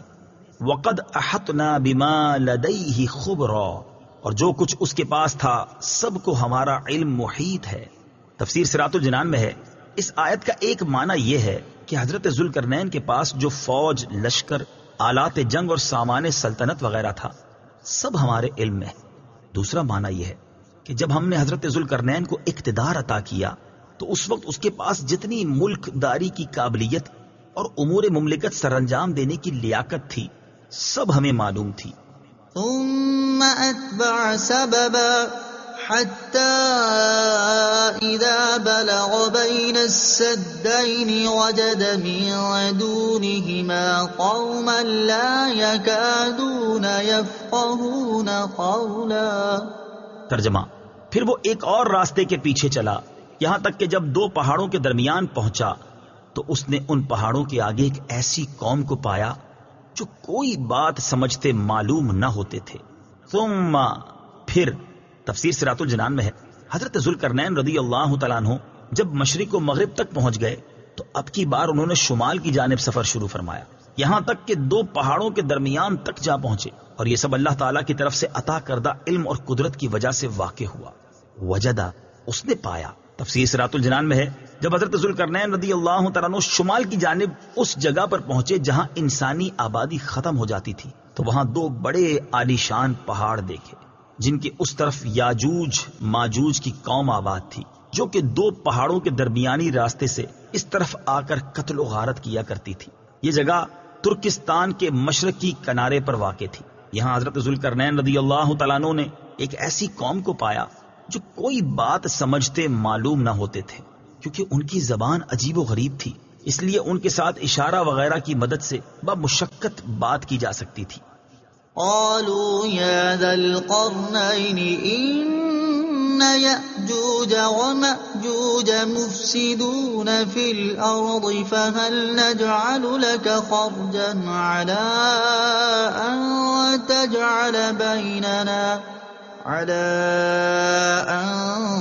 تجعل بيننا وبينهم سدا.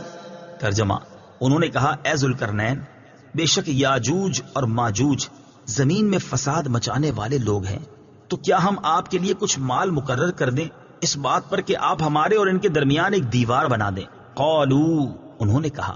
تفسیر صراط الجنان میں ہے ان لوگوں نے کسی ترجمان کے ذریعے یا بلا واسطہ حضرت ذوالقرنین رضی اللہ تعالیٰ عنہ سے اس طور پر گفتگو کی کہ آپ ان کا کلام سمجھ سکتے تھے. آپ کا ان لوگوں کی زبان کو سمجھ لینا بھی اللہ تعالیٰ کی طرف سے عطا کردہ جملہ اسباب میں سے ہے. ان یاجوج و ماجوج بے شک یاجوج اور ماجوج. تفسیر صراط الجنان میں ہے یہ یافس بن نوح علیہ الصلوۃ والسلام کی اولاد سے فسادی گروہ ہیں. ان کی تعداد بہت زیادہ ہے. زمین میں فساد کرتے تھے, بہار کے موسم میں نکلتے تھے تو کھیتیاں اور سبزے سب کھا جاتے اور ان میں سے کچھ نہ چھوڑتے تھے اور خشک چیزیں لاد کر لے جاتے تھے. یہ لوگ آدمیوں کو کھا لیتے تھے اور درندوں, وحشی جانوروں, سانپوں اور بچھوؤں تک کو کھا جاتے تھے. حضرت ذوالقرنین رضی اللہ تعالیٰ عنہ سے لوگوں نے ان کی شکایت کی کہ وہ زمین میں فساد مچانے والے لوگ ہیں تو کیا ہم آپ کے لیے اس بات پر کچھ مال مقرر کر دیں کہ آپ ہمارے اور ان کے درمیان ایک دیوار بنا دیں تاکہ وہ ہم تک نہ پہنچ سکیں اور ہم ان کے شر و ایذا سے محفوظ رہیں. قال ما مكنني فيه ربي خير فأعينوني بقوة أجعل بينكم وبينهم ردما آتوني زبر الحديد حتى إذا ساوى بين الصدفين قال انفخوا حتى إذا جعله نارا قال آتوني أفرغ عليه قطرا فما استطاعوا أن يظهروه وما استطاعوا له نقبا. ترجمہ: ذوالقرنین نے کہا جس چیز پر مجھے میرے رب نے قابو دیا ہے وہ بہتر ہے تو تم میری مدد قوت کے ساتھ کرو. میں تمہارے اور ان کے درمیان ایک مضبوط رکاوٹ بنا دوں گا. میرے پاس لوہے کے ٹکڑے لاؤ یہاں تک کہ جب وہ دیوار دونوں پہاڑوں کے کناروں کے درمیان برابر کر دی تو ذوالقرنین نے کہا آگ دھنکاؤ. یہاں تک کہ جب اس لوہے کو آگ کر دیا تو کہا مجھے دو تاکہ میں اس گرم لوہے پر پگھلایا ہوا تانبا اونڈیل دوں تو یاجوج و ماجوج اس پر نہ چڑھ سکے اور نہ اس میں سوراخ کر سکے. قال کہا. تفسیر صراط الجنان میں ہے حضرت ذوالقرنین رضی اللہ تعالیٰ عنہ نے ان سے فرمایا اللہ عز و جل کے فضل سے میرے پاس کثیر مال اور ہر قسم کا سامان موجود ہے, تم سے کچھ لینے کی حاجت نہیں, البتہ تم جسمانی قوت کے ساتھ میری مدد کرو اور جو کام میں بتاؤں وہ انجام دو, میں تم میں اور ان میں ایک مضبوط رکاوٹ بنا دوں گا. آتونی زبر الحدید, میرے پاس لوہے کے ٹکڑے لاؤ. تفسیر صراط الجنان میں ہے ان لوگوں نے عرض کی پھر ہمارے متعلق کیا خدمت ہے؟ آپ رضی اللہ تعالیٰ عنہ نے فرمایا میرے پاس پتھر کے سائز کے لوہے کے ٹکڑے لاؤ۔ جب وہ لے آئے تو اس کے بعد ان سے بنیاد کھدوائی۔ جب وہ پانی تک پہنچی تو اس میں پتھر پگھلائے ہوئے تانبے سے جمائے گئے اور لوہے کے تختے اوپر نیچے چن کر ان کے درمیان لکڑی اور کوئلہ بھروا دیا اور آگ دے دی۔ اس طرح یہ دیوار پہاڑ کی بلندی تک اونچی کر دی گئی اور دونوں پہاڑوں کے درمیان کوئی جگہ نہ چھوڑی گئی۔ پھر اوپر سے پگھلایا ہوا تانبا دیوار میں پلا دیا گیا تو یہ سب مل کر ایک سخت جسم بن گیا۔ فَمَسْطَاعُوا أَن يَظْهَرُوا، تو یاجوج و ماجوج اس پر نہ چڑھ سکے۔ تفسیر صراط الجنان میں ہے جب حضرت ذوالقرنین رضی اللہ تعالی عنہ نے دیوار مکمل کر لی تو یاجوج اور ماجوج آئے اور انہوں نے اس دیوار پر چڑھنے کا ارادہ کیا تو اس کی بلندی اور ملائمت کی وجہ سے اس پر نہ چڑھ سکے۔ پھر انہوں نے نیچے سے اس میں سوراخ کرنے کی کوشش کی تو اس دیوار کی سختی اور موٹائی کی وجہ سے اس میں سوراخ نہ کر سکے۔ قال هذا رحمة من ربي فإذا جاء وعد ربي جعله دكاء وكان وعد ربي حقا۔ ترجمہ، ذوالقرنین نے کہا یہ میرے رب کی رحمت ہے، پھر جب میرے رب کا وعدہ آئے گا تو اسے پاش پاش کر دے گا اور میرے رب کا وعدہ سچا ہے۔ اولا کہا، حضرت ذوالقرنین رضی اللہ تعالیٰ عنہ نے کہا کہ یہ دیوار میرے رب عز و جل کی رحمت اور اس کی نعمت ہے، کیونکہ یہ یاجوج اور ماجوج کے نکلنے میں رکاوٹ ہے۔ پھر جب میرے رب کا وعدہ آئے گا اور قیامت کے قریب یاجوج ماجوج کے خروج کا وقت آ پہنچے گا تو میرا رب عز و جل اس دیوار کو پاش پاش کر دے گا، اور میرے رب عز و جل نے ان کے نکلنے کا جو وعدہ فرمایا ہے وہ اور اس کے علاوہ ہر وعدہ سچا ہے۔ یاجوج اور ماجوج کے نکلنے سے متعلق ترمذی شریف میں حضرت ابو ہریرہ رضی اللہ تعالی عنہ سے روایت ہے، رسول کریم صلی اللہ تعالی علیہ وسلم نے ارشاد فرمایا یاجوج ماجوج روزانہ اس دیوار کو کھودتے رہتے ہیں حتیٰ کہ جب اسے توڑنے کے قریب ہوتے ہیں تو ان کا سردار کہتا ہے اب واپس چلو، باقی کل توڑ لیں گے۔ حضور اقدس صلی اللہ تعالی علیہ وآلہ وسلم نے فرمایا اللہ تعالیٰ اسے پہلے سے بہتر کر دیتا ہے یہاں تک کہ جب ان کی مدت پوری ہو جائے گی اور اللہ تعالیٰ انہیں لوگوں پر بھیجنا چاہے گا تو ان کا سردار کہے گا واپس لوٹ جاؤ، انشاءاللہ کل تم اسے توڑ ڈالو گے۔ یہ بات وہ استثناء یعنی انشاءاللہ کے ساتھ کہے گا، دوسرے دن جب وہ واپس آئیں گے تو اسے ویسے ہی پائیں گے جس طرح چھوڑ گئے تھے، چنانچہ وہ اسے توڑ کر باہر لوگوں پر نکل آئیں گے۔ دنیا فنا ہونے سے پہلے یاجوج و ماجوج کا نکلنا۔ صدر الشریعہ مفتی امجد علی اعظمی علیہ رحمت اللہ القوی لکھتے ہیں بعد قتل دجال حضرت عیسیٰ علیہ الصلوۃ والسلام کو حکم الہی ہوگا کہ مسلمانوں کو کوہ طور پر لے جاؤ، اس لیے کہ کچھ ایسے لوگ ظاہر کیے جائیں گے جن سے لڑنے کی کسی کو طاقت نہیں۔ مسلمانوں کے کوہ طور پر جانے کے بعد یاجوج و ماجوج ظاہر ہوں گے، یہ اس قدر کثیر ہوں گے کہ ان کی پہلی جماعت بحیرہ طبریہ جس کا طول 10 میل ہوگا جب گزرے گی اس کا پانی پی کر اس طرح سکھا دے گی کہ دوسری جماعت بعد والی جب آئے گی تو کہے گی یہاں کبھی پانی تھا۔ پھر دنیا میں فساد و قتل و غارت سے جب فرصت پائیں گے تو کہیں گے زمین والوں کو تو قتل کر لیا، آؤ اب آسمان والوں کو قتل کریں۔ یہ کہہ کر اپنے تیر آسمان کی طرف پھینکیں گے، خدا کی قدرت کہ ان کے تیر اوپر سے خون آلودہ گریں گے۔ یہ اپنی انہی حرکتوں میں مشغول ہوں گے اور وہاں پہاڑ پر حضرت عیسیٰ علیہ السلام مع اپنے ساتھیوں کے محصور ہوں گے، یہاں تک کہ ان کے نزدیک گائے کے سر کی وہ وقعت ہوگی جو آج تمہارے نزدیک 100 اشرفیوں کی نہیں۔ اس وقت حضرت عیسیٰ علیہ السلام مع اپنے ہمراہیوں کے دعا فرمائیں گے، اللہ تعالیٰ ان کی گردنوں میں ایک قسم کے کیڑے پیدا کر دے گا کہ ایک دم میں وہ سب کے سب مر جائیں گے۔ ان کے مرنے کے بعد حضرت عیسیٰ علیہ السلام پہاڑ سے اتریں گے، دیکھیں گے کہ تمام زمین ان کی لاشوں اور بدبو سے بھری پڑی ہے، ایک بالشت بھی زمین خالی نہیں۔ اس وقت حضرت عیسیٰ علیہ السلام مع ہمراہیوں کے پھر دعا کریں گے، اللہ تعالیٰ ایک قسم کے پرند بھیجے گا کہ وہ ان کی لاشوں کو جہاں اللہ عز و جل چاہے گا پھینک آئیں گے، اور ان کے تیر و کمان و ترکش کو مسلمان 7 برس تک جلائیں گے۔ وَتَرَكْنَا بَعْضَهُمْ يَوْمَئِذٍ يَمُوجُ فِي بَعْضٍ وَنُفِخَ فِي الصُّورِ فَجَمَعْنَاهُمْ جَمْعًا۔ ترجمہ، اور اس دن ہم انہیں چھوڑ دیں گے کہ ان کا ایک گروہ دوسرے پر سیلاب کی طرح آئے گا، اور سور میں پھونک ماری جائے گی تو ہم سب کو جمع کر لائیں گے۔ وَتَرَكْنَا بَعْضَهُمْ يَوْمَئِذٍ، اور اس دن ہم انہیں چھوڑ دیں گے۔ تفسیر صراط الجنان میں ہے، ارشاد فرمایا کہ جب دیوار ٹوٹ جائے گی تو اس دن ہم یاجوج اور ماجوج کو اس طرح چھوڑ دیں گے کہ ان کا ایک گروہ دوسرے پر اس طرح آئے گا جس طرح پانی کی لہر ایک دوسرے پر آتی ہے، اور وہ اپنی کثیر تعداد کی وجہ سے ایک دوسرے کے ساتھ ملے ہوئے ہوں گے۔ وَنُفِخَ فِي الصُّورِ، اور سور میں پھونک ماری جائے گی۔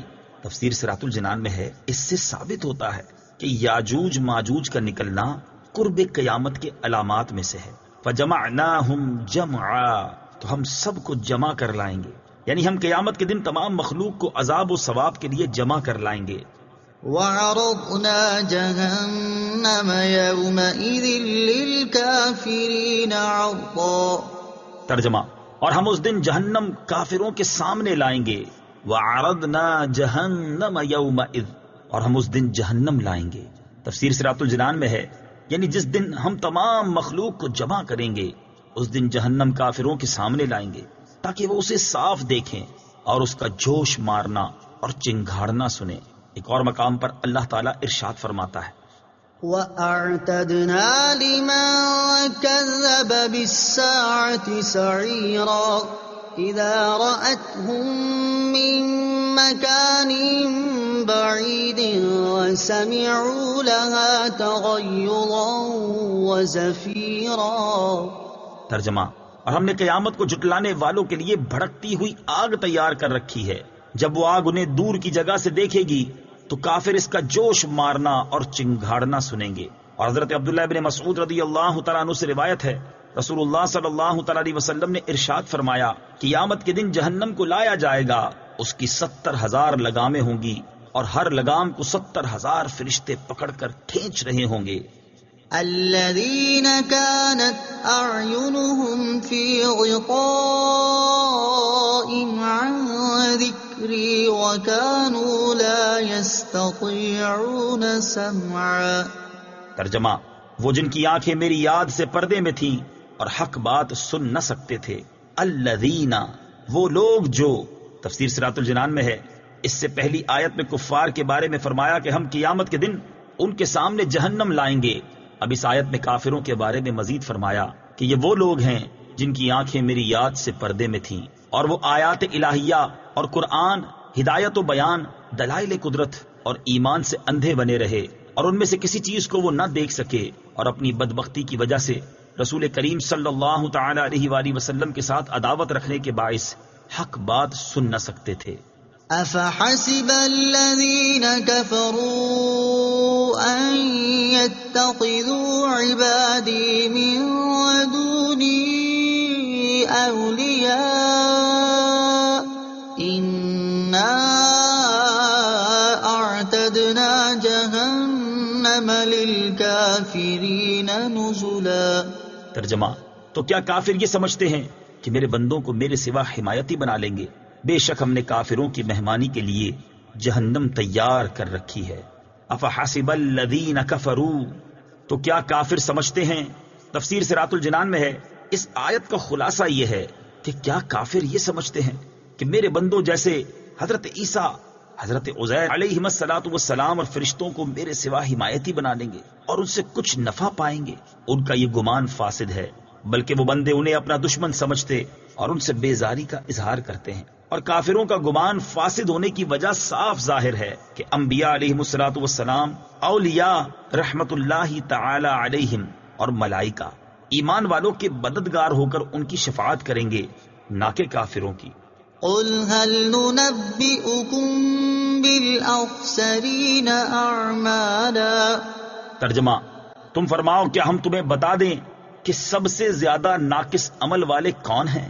قل، تم فرماؤ۔ تفسیر صراط الجنان میں ہے، اس آیت کا خلاصہ یہ ہے کہ کیا ہم تمہیں بتا دیں کہ وہ کون لوگ ہیں جنہوں نے عمل کرنے میں مشقتیں اٹھائیں اور یہ امید کرتے رہے کہ ان اعمال پر فضل و عطا سے نوازے جائیں گے، مگر اس کی بجائے ہلاکت و بربادی میں جا پڑے۔ حضرت عبداللہ ابن عباس رضی اللہ تعالیٰ عنہما نے فرمایا، وہ لوگ یہودی اور عیسائی ہیں۔ بعض مفسرین نے کہا کہ وہ راہب لوگ ہیں جو گرجوں میں خلوت نشین رہتے تھے۔ حضرت علی المرتضیٰ کرم اللہ تعالی وجہہ الکریم نے فرمایا کہ یہ لوگ اہل حرورہ یعنی خارجی لوگ ہیں، اور حقیقت میں سب ایک ہی مفہوم کی مختلف تعبیریں ہیں، کیونکہ اس میں ہر وہ شخص داخل ہے جو عبادت یا ظاہری اچھے اعمال میں محنت و مشقت تو کرتا ہے لیکن اس کے ساتھ کسی ایسی چیز کا مرتکب بھی ہوتا ہے جس سے اس کا عمل مردود ہو جائے، جیسے کفر۔ ظاہری اعمال اچھے ہونا حق پر ہونے کی دلیل نہیں۔ اس سے اشارتاً یہ معلوم ہوا کہ کسی کے ظاہری اعمال اچھے ہونا اس کی حق پر ہونے کی دلیل نہیں۔ اور صحیح بخاری میں تو خارجیوں سے متعلق صراحت کے ساتھ مذکور ہے کہ آپ صلی اللہ تعالی علیہ وآلہ وسلم نے صحابہ کرام رضی اللہ تعالی عنہم سے ارشاد فرمایا، تم اپنی نمازوں کو ان کی نمازوں کے مقابلے میں اور اپنے روزوں کو ان کے روزوں کے مقابلے میں حقیر جانو گے۔ یہ قرآن پڑھیں گے لیکن وہ ان کے حلق سے نیچے نہیں اترے گا، یہ دین سے ایسے نکل جائیں گے جیسے تیر شکار سے نکل جاتا ہے۔ خارجیوں کا مختصر تعارف۔ خارجیوں میں سب سے پہلا اور ان میں سب سے بدتر شخص ذوالخویصرہ تمیمی تھا۔ اس نے حضور پر نور صلی اللہ تعالی علیہ وآلہ وسلم کی تقسیم پر اعتراض کر کے آپ کی شان میں گستاخی کی تھی۔ اس کے اور اس کے ساتھیوں کے بارے میں حضور اقدس صلی اللہ تعالی علیہ وآلہ وسلم نے ارشاد فرمایا تھا کہ یہ دین سے ایسے نکل جائیں گے جیسے تیر شکار سے نکل جاتا ہے۔ اسی وجہ سے انہیں خارجی یعنی دین سے نکل جانے والا کہا جاتا ہے۔ یہ لوگ ظاہری طور پر بڑے عبادت گزار، شب بیدار تھے، اور ان کی عبادت و ریاضت اور تلاوت قرآن میں مشغولیت دیکھ کر صحابہ کرام علیہم رضوان بھی حیران ہوتے تھے، لیکن ان کے عقائد و نظریات انتہائی باطل تھے۔ ان کا ایک بہت بڑا عقیدہ یہ تھا کہ جو کبیرہ گناہ کرے وہ مشرک ہے، اور جو ان کے اس عقیدے کا مخالف ہو وہ بھی مشرک ہے۔ ان ظالموں نے حضرت علی المرتضی کرم اللہ تعالی وجہ الکریم کو بھی معاذ اللہ مشرک قرار دے دیا تھا، اور نہروان کے مقام پر آپ سے جنگ کی تھی۔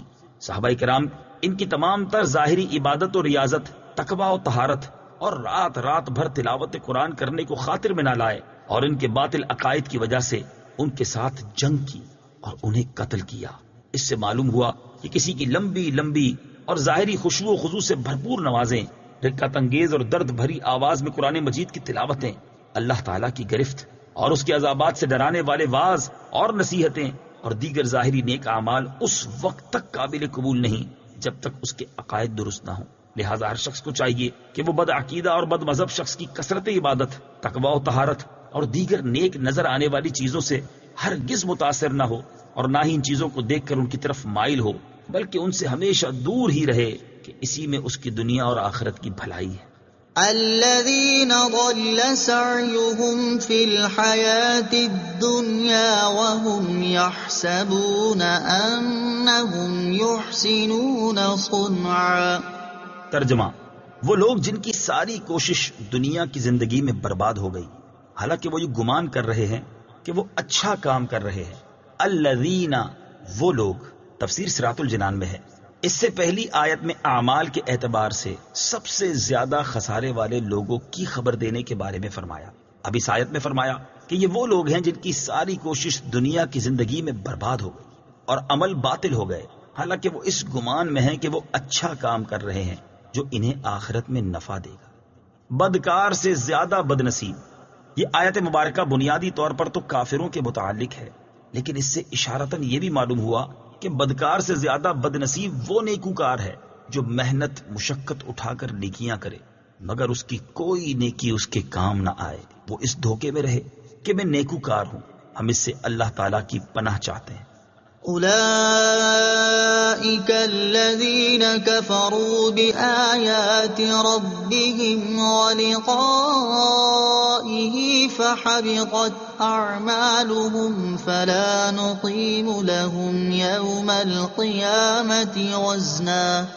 ترجمہ: یہی وہ لوگ ہیں جنہوں نے اپنے رب کی آیات اور اس کی ملاقات کا انکار کیا تو ان کے سب اعمال برباد ہو گئے، پس ہم ان کے لیے قیامت کے دن کوئی وزن قائم نہیں کریں گے۔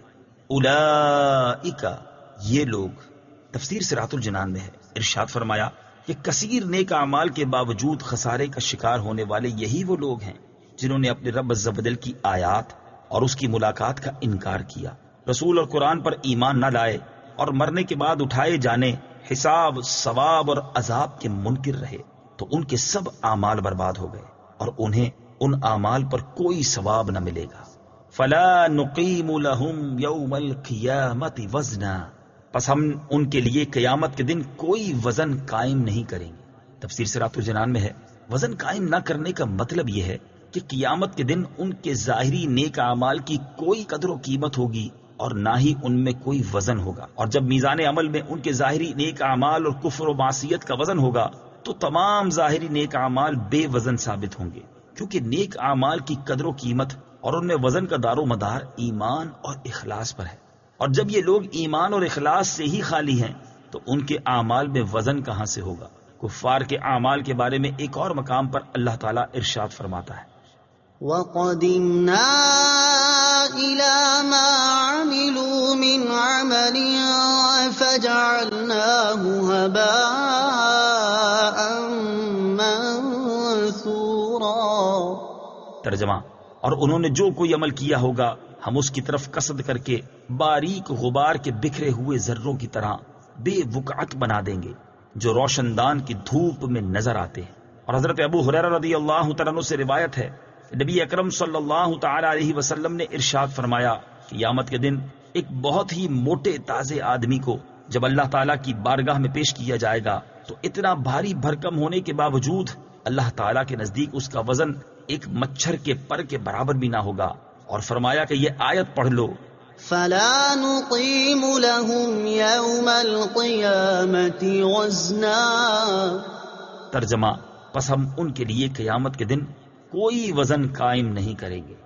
اعمال میں وزن سے محروم ہونے والے لوگ، یاد رہے کہ کافروں کے ظاہری نیک اعمال تو قیامت کے دن بے وزن ہی ہوں گے، البتہ بعض مسلمان بھی ایسے ہوں گے جو اپنے نیک اعمال میں وزن سے محروم ہو جائیں گے، جیسا کہ حضرت ثوبان رضی اللہ تعالی عنہ سے روایت ہے، حضور اقدس صلی اللہ تعالی علیہ وآلہ وسلم نے ارشاد فرمایا، میں اپنی امت میں سے ان قوموں کو جانتا ہوں کہ جب وہ قیامت کے دن آئیں گے تو ان کی نیکیاں تہامہ کے پہاڑوں کی مانند ہوں گی، لیکن اللہ تعالیٰ نے روشن دانوں سے نظر آنے والے غبار کے بکھرے ہوئے ذروں کی طرح بے وقعت کر دے گا۔ حضرت ثوبان رضی اللہ تعالیٰ عنہ نے عرض کی، یا رسول اللہ صلی اللہ تعالی علیہ وآلہ وسلم، ہمارے سامنے ان لوگوں کا صاف صاف حال بیان فرما دیجئے تاکہ ہم معلومات نہ ہوتے ہوئے ان لوگوں میں شریک نہ ہو جائیں۔ سرکار دو عالم صلی اللہ تعالی علیہ وآلہ وسلم نے ارشاد فرمایا، وہ تمہارے بھائی، تمہارے ہم قوم ہوں گے، راتوں کو تمہاری طرح عبادت کیا کریں گے، لیکن وہ لوگ تنہائی میں برے افعال کے مرتکب ہوں گے۔ اور حضرت ابو حذیفہ رضی اللہ تعالیٰ عنہ کے آزاد کردہ غلام حضرت سالم رضی اللہ تعالیٰ عنہ فرماتے ہیں، رسول اللہ صلی اللہ تعالی علیہ وآلہ وسلم نے ارشاد فرمایا، قیامت کے دن کچھ لوگ ایسے آئیں گے کہ ان کے پاس تہامہ کے پہاڑوں کے برابر نیکیاں ہوں گی، یہاں تک کہ جب انہیں لایا جائے گا تو اللہ تعالیٰ ان کے اعمال کو روشن دان سے نظر آنے والے غبار کے ذروں کی طرح بے وقعت کر دے گا، پھر انہیں جہنم میں ڈال دے گا۔ حضرت سالم نے عرض کی، یا رسول اللہ صلی اللہ تعالی علیہ وسلم، میرے ماں باپ آپ پر قربان ہو جائیں، ہمیں ان لوگوں کا حال بتا دیجئے۔ ارشاد فرمایا، وہ لوگ نماز پڑھتے ہوں گے، روزے رکھتے ہوں گے، لیکن جب ان کے سامنے کوئی حرام چیز پیش کی جائے تو وہ اس پر کود پڑیں گے، اللہ تعالیٰ ان کے اعمال باطل فرما دے گا۔ اور حضرت ابو سعید خدری رضی اللہ تعالیٰ عنہ نے فرمایا کہ قیامت کے دن بعض لوگ ایسے اعمال لائیں گے جو ان کے خیالوں میں مکہ مکرمہ کے پہاڑوں سے زیادہ بڑے ہوں گے، لیکن جب وہ تولے جائیں گے تو ان میں وزن کچھ نہ ہوگا۔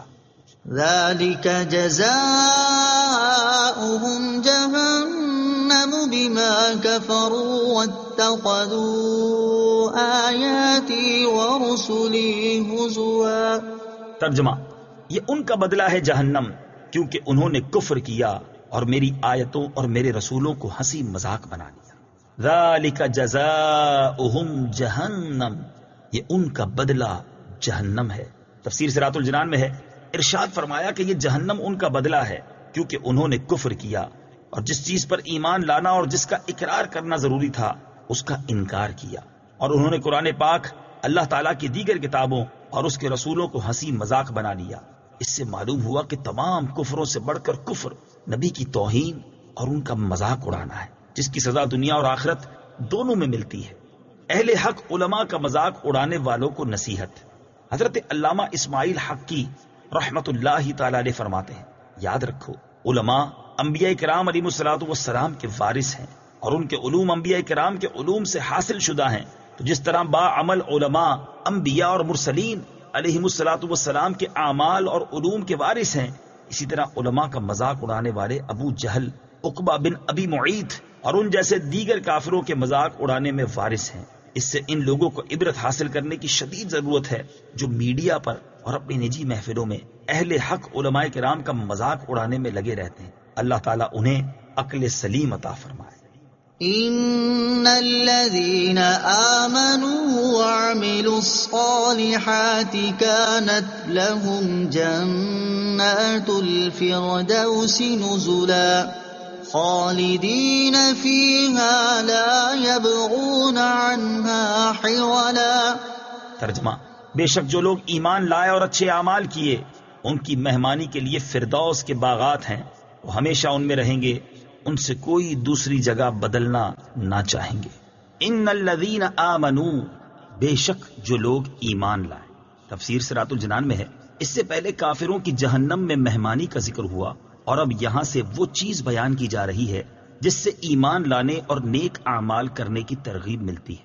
چنانچہ ارشاد فرمایا کہ بے شک جو لوگ دنیا میں ایمان لائے اور اللہ تعالیٰ کی رضا حاصل کرنے کے لیے اچھے اعمال کیے تو ان کی مہمانی کے لیے فردوس کے باغات ہیں، جنتی نعمتیں اور سب سے اعلیٰ جنت۔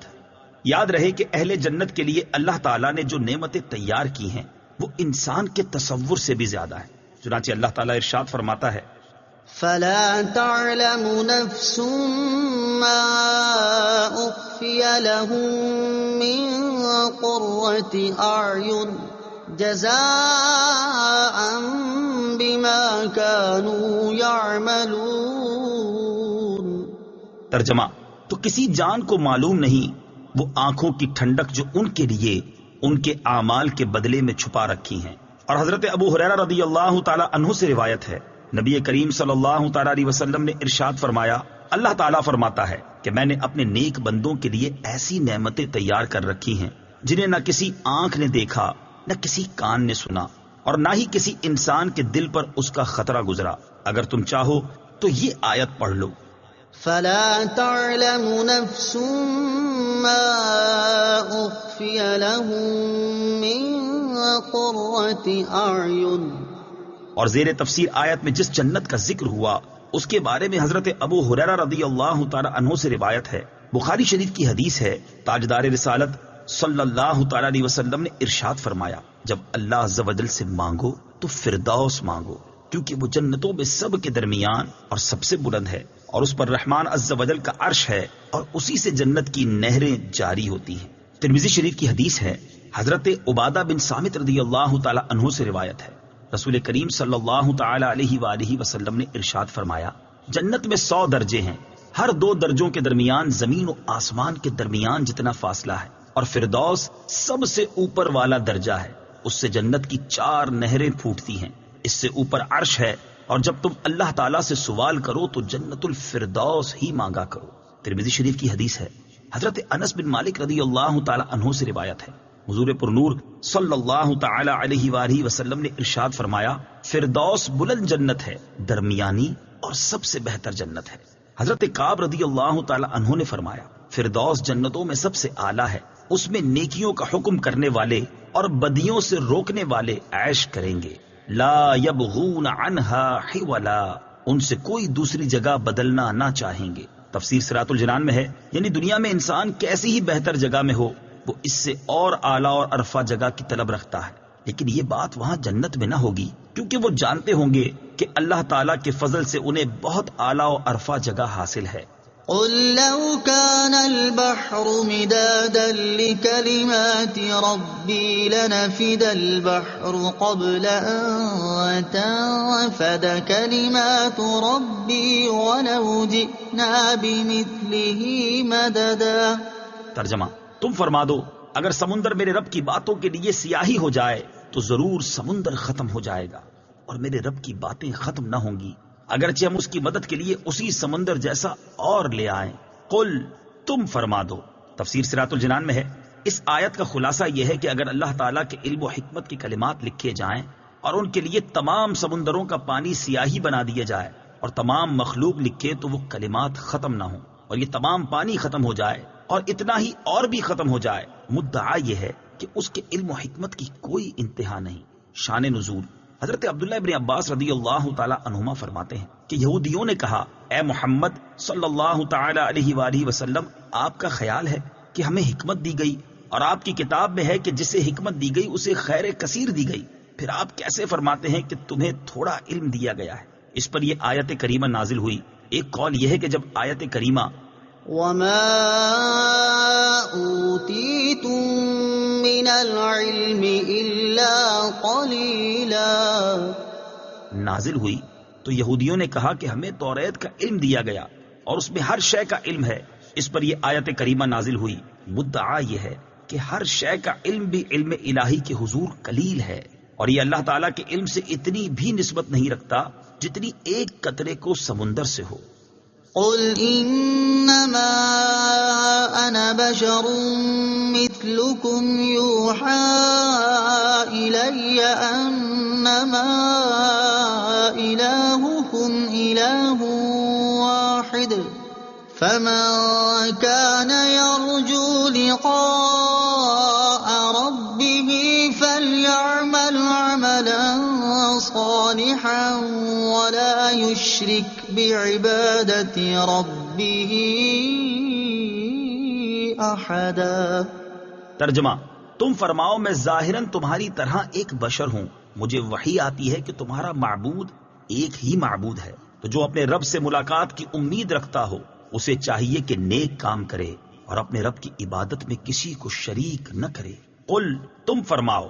حضرت عبداللہ ابن عباس رضی اللہ تعالی عنہما فرماتے ہیں اس آیت میں اللہ تعالیٰ نے اپنے حبیب صلی اللہ تعالی علیہ وآلہ وسلم کو عاجزی کی تعلیم دی اور انہیں یہ کہنے کا حکم دیا کہ میں بھی تمہاری طرح آدمی ہوں، یعنی جیسے تم انسان ہو اسی طرح میں بھی انسان ہوں، البتہ مجھے تم پر یہ خصوصیت حاصل ہے کہ میری طرف وحی آتی ہے اور وحی کے سبب اللہ تعالیٰ نے مجھے اعلیٰ مقام عطا کیا ہے۔ اعلیٰ حضرت امام احمد رضا خان علیہ رحمت الرحمان فرماتے ہیں کافر انبیاء علیہ الصلوۃ والسلام کو اپنا سا بشر مانتے تھے، اسی لیے ان کی رسالت سے منکر تھے کہ ما انتم الا بشر مثلنا وما انزل الرحمن من شيء ان انتم الا تكذبون۔ تم تو ہمارے جیسے آدمی ہو اور رحمان نے کوئی چیز نہیں اتاری، تم صرف جھوٹ بول رہے ہو۔ واقعی جب ان خبثاء کے نزدیک وحی نبوت باطل تھی تو انہیں اپنی اسی بشریت کے سوا کیا نظر آتا، لیکن ان سے زیادہ دل کے اندھے وہ ہیں کہ جو وحی و نبوت کا اقرار کریں پھر انہیں یعنی انبیاء اکرام علیہ الصلوۃ والسلام کو اپنا ہی سا بشر جانے۔ زید کو قل انما انا بشر مثلكم سوجھا اور یوحى الی نہ سوجھا جو غیر متناہی فرق ظاہر کرتا ہے۔ زید نے اتنا ہی ٹکڑا لیا جو کافر لیتے تھے۔ انبیاء علیہ الصلوۃ والسلام کی بشریت جبریل علیہ الصلوۃ والسلام کی ملکیت سے اعلیٰ ہے۔ وہ ظاہری صورت میں ظاہر بینوں کی آنکھوں میں بشریت رکھتے ہیں، جس سے مقصود خلق کا ان سے انس حاصل کرنا اور ان سے فیض پانا ہے۔ ولہذا ارشاد فرماتا ہے وَلَوْ جَعَلْنَاهُ مَلَكًا لَجَعَلْنَاهُ رَجُلًا وَلَلَبَسْنَا عَلَيْهِمْ مَا يَلْبِسُونَ۔ ترجمہ، اور اگر ہم فرشتے کو رسول کر کے بھیجتے تو ضرور اسے مرد ہی کی شکل میں بھیجتے اور ضرور انہیں اسی شبے میں رکھتے جس دھوکے میں اب ہیں۔ اس سے ظاہر ہوا کہ انبیاء علیہ الصلوۃ والسلام کی ظاہری صورت دیکھ کر انہیں اوروں کی مثل سمجھنا، ان کی بشریت کو اپنا سا جاننا ظاہر بینوں اور کور باطنوں کا دھوکہ ہے، اور یہ شیطان کے دھوکے میں پڑے ہیں۔ ان کا کھانا پینا سونا یہ افعال بشری اس لیے نہیں کہ وہ ان کے محتاج ہیں، حاشا، یعنی ہرگز نہیں۔ آپ تو ارشاد فرماتے ہیں لست كأحدكم أني أبيت عند ربي يطعمني ويسقيني۔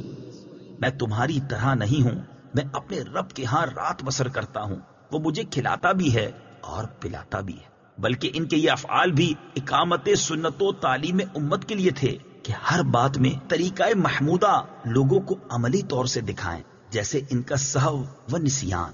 حدیث میں ہے إني لا أنسى ولكن أنسى ليستن بي۔ میں بھولتا نہیں، بلایا جاتا ہوں، تاکہ حالت صحف میں امت کو طریقہ سنت معلوم ہو۔ عمر نے سچ کہا کہ یہ قول انما انا بشر مثلکم حضور اقدس صلی اللہ تعالی علیہ وسلم نے اپنی طرف سے نہ فرمایا بلکہ اس کے فرمانے پر مامور ہوئے، جس کی حکمت تعلیم تواضع و تانیث امت و صد غلوب نصرانیت یعنی عاجزی کی تعلیم، امت کے لیے انسیت کا حصول، اور عیسائی جیسے اپنے نبی کی شان بیان کرنے میں حد سے بڑھ گئے، مسلمانوں کو اس سے روکنا ہے۔ اول دوم میں ظاہر اور سوم یہ ہے کہ مسیح علیہ الصلوۃ والسلام کو ان کی امت نے ان کے فضائل پر خدا اور خدا کا بیٹا کہا۔ پھر فضائل محمدیہ علی صاحبہا افضل الصلاۃ والتحیہ کی عظمت شان کا اندازہ کون کر سکتا ہے؟ یہاں اس غلو کے سد باب یعنی روکنے کے لیے تعلیم فرمائی گئی کہ کہو میں تم جیسا بشر ہوں، خدا یا خدا کا بیٹا نہیں۔ ہاں یوحا الیہ رسول ہوں دفع افراط نصرانیت کے لیے پہلا کلمہ تھا اور دفع تفریط ابلیسیت کے لیے دوسرا کلمہ، اسی کی نظیر ہے جو دوسری جگہ ارشاد ہوا قل سبحان ربی هل كنت الا بشرا رسولا۔ ترجمہ، تم فرما دو پاکی ہے میرے رب کو، میں خدا نہیں، میں تو انسان رسول ہوں۔ انہی دونوں کے دفعہ کو کلمہ شہادت میں دونوں لفظ کریم جمع فرمائے گئے، اشہد ان محمدًا عبدہ ورسولہ، میں اعلان کرتا ہوں کہ حضرت محمد صلی اللہ تعالی علیہ وسلم اللہ کے بندے اور رسول ہیں۔ بندے ہیں، خدا نہیں، رسول ہیں، خدا سے جدا نہیں۔ شیطنت اس کی کہ دوسرا کلمہ امتیاز اعلیٰ چھوڑ کر پہلے کلمہ تواضع پر اختصار کرے۔ صدر الافاضل مفتی نعیم الدین مراد آبادی رحمت اللہ تعالی علیہ فرماتے ہیں صورت خاصہ میں کوئی بھی آپ صلی اللہ تعالی علیہ وسلم کا مثل نہیں کہ اللہ تعالیٰ نے آپ علیہ الصلوۃ والسلام کو حسن و صورت میں بھی سب سے اعلیٰ و بالا کیا، اور حقیقت و روح و باطن کے اعتبار سے تو تمام انبیاء علیہ الصلوۃ والسلام اوصاف بشر سے اعلیٰ ہے۔ جیسا کہ شفائے قاضی ایاز یعنی قاضی ایاز رحمت اللہ تعالی علیہ کی کتاب شفا میں ہے، اور شیخ عبدالحق محدث دہلوی رحمت اللہ تعالی علیہ نے شرح مشکات میں فرمایا کہ انبیاء علیہ السلام کے اجسام و ظواہر توحد بشریت پر چھوڑے گئے، اور ان کے ارواح و بواطن بشریت سے بالا اور ملائے اعلیٰ سے متعلق ہیں۔ شاہ عبدالعزیز محدث دہلوی رحمت اللہ تعالی علیہ نے سورہ والضحیٰ کی تفسیر میں فرمایا کہ آپ کی بشریت کا وجود اصلاً نہ رہے اور غلبہ انوار حق آپ پر علت دوام حاصل ہو۔ بہرحال آپ صلی اللہ تعالی علیہ وآلہ وسلم کی ذات و کمالات میں آپ کا کوئی بھی مثل نہیں۔ اس آیت کریمہ میں آپ کو اپنی ظاہری صورت بشریہ کے بیان کا اظہار تواضع کے لیے حکم فرمایا گیا۔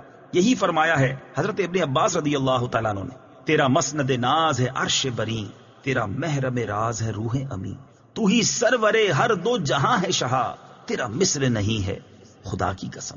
سید المرسلین صلی اللہ تعالی علیہ وسلم کو بشر کہنے سے متعلق تین اہم باتیں۔ یہاں تاجدار رسالت صلی اللہ تعالی علیہ وسلم کو بشر کہنے سے متعلق تین اہم باتیں یاد رکھیں۔ پہلی بات، یہ کسی کو جائز نہیں کہ وہ حضور اقدس صلی اللہ تعالی علیہ وآلہ وسلم کو اپنے جیسا بشر کہے، کیونکہ جو کلمات عزت و عظمت والے اصحاب عاجزی کے طور پر فرماتے ہیں انہیں کہنا دوسروں کے لیے روا نہیں ہوتا۔ حضرت علامہ شیخ عبدالحق محدث دہلوی رحمت اللہ تعالی علیہ فرماتے ہیں واضح ہے کہ یہاں ایک ادب اور قاعدہ ہے جسے بعض اصفیاء اور اہل تحقیق نے بیان کیا ہے، اور اسے جان لینا اور اس پر عمل پیرا ہونا مشکلات سے نکلنے کا حل اور سلامت رہنے کا سبب ہے، اور وہ یہ ہے کہ اگر کسی مقام پر اللہ تعالیٰ کی طرف سے کوئی خطاب، عتاب، روب و دبدبے کا اظہار یا بے نیازی کا وقوع ہو، مثلا آپ ہدایت نہیں دے سکتے، آپ کے اعمال ختم ہو جائیں گے، آپ کے لیے کوئی شے نہیں، آپ حیات دنیاوی کی زینت چاہتے ہیں، اور اس کی مثل دیگر مقامات، یا کسی جگہ نبی کی طرف سے عبدیت، انکساری، محتاجی و عاجزی اور مسکینی کا ذکر آئے، مثلا میں تمہاری طرح بشر ہوں، مجھے اسی طرح غصہ آتا ہے جیسے عبد کو آتا ہے، اور میں نہیں جانتا اس دیوار کے ادھر کیا ہے، میں نہیں جانتا میرے ساتھ اور تمہارے ساتھ کیا کیا جائے گا، اور اس کی مثل دیگر مقامات، ہم امتیوں اور غلاموں کو جائز نہیں کہ ان معاملات میں مداخلت کریں، ان میں اشتراک کریں اور اسے کھیل بنائیں، بلکہ ہمیں پاس ادب کرتے ہوئے خاموشی و سکوت اور توقف کرنا لازم ہے۔ مالک کا حق ہے کہ وہ اپنے بندے سے جو چاہے فرمائے، اس پر اپنی بلندی و غلبے کا اظہار کرے۔ بندے کا بھی یہ حق ہے کہ وہ اپنے مالک کے سامنے بندگی اور عاجزی کا اظہار کرے۔ دوسرے کی کیا مجال کہ وہ اس میں دخل اندازی کرے اور حد ادب سے باہر نکلنے کی کوشش کرے۔ اس مقام پر بہت سے کمزور اور جاہل لوگوں کے پاؤں پھسل جاتے ہیں، جس سے وہ تباہ و برباد ہو جاتے ہیں۔ اللہ تعالیٰ محفوظ رکھنے والا اور مدد کرنے والا ہے۔ واللہ تعالی اعلم۔ دوسری بات یہ ہے کہ جسے اللہ تعالیٰ نے فضائل جلیلہ اور مراتب رفیعہ عطا فرمائے ہوں، اس کے ان فضائل و مراتب کا ذکر چھوڑ کر ایسے عام وصف سے اس کا ذکر کرنا جو ہر خاص و عام میں پایا جائے، ان کمالات کو نہ ماننے کی طرف اشارہ کرتا ہے۔ اس لیے سلامتی اسی میں ہے کہ فضیلت و مرتبے پر فائز ہستی کا ذکر اس کے فضائل اور ان اوصاف کے ساتھ کیا جائے جن کی وجہ سے وہ دوسروں سے ممتاز ہے، اور یہی نبی کریم صلی اللہ تعالی علیہ وسلم اور صحابہ کرام کا طریقہ ہے۔ جیسا کہ حضرت ابو ہریرہ رضی اللہ تعالی عنہ فرماتے ہیں، تاجدار رسالت صلی اللہ تعالی علیہ وسلم قبرستان میں تشریف لے گئے تو آپ صلی اللہ تعالی علیہ وسلم نے فرمایا، السلام علیکم دار قوم مؤمنین، بے شک اگر اللہ نے چاہا تو ہم تم سے ملنے والے ہیں، میری خواہش ہے کہ ہم اپنے دینی بھائیوں کو دیکھیں۔ صحابہ کرام نے عرض کی، یا رسول اللہ صلی اللہ تعالی علیہ وسلم، کیا ہم آپ کے دینی بھائی نہیں؟ ارشاد فرمایا، دینی بھائی ہونے کے ساتھ تمہاری خصوصیت یہ ہے کہ تم میرے صحابہ ہو، اور ہمارے صرف دینی بھائی وہ ہیں جو ابھی تک نہیں آئے۔ اسی طرح حضرت عبداللہ ابن مسعود رضی اللہ تعالی عنہ نے فرمایا، جب تم رسول کریم صلی اللہ تعالی علیہ وآلہ وسلم پر درود بھیجا کرو تو اچھی طرح بھیجا کرو، تمہیں کیا پتا کہ شاید وہ حضور پر نور صلی اللہ تعالی علیہ وسلم کے سامنے پیش کیا جاتا ہو۔ لوگوں نے عرض کی تو ہمیں سکھا دیجئے۔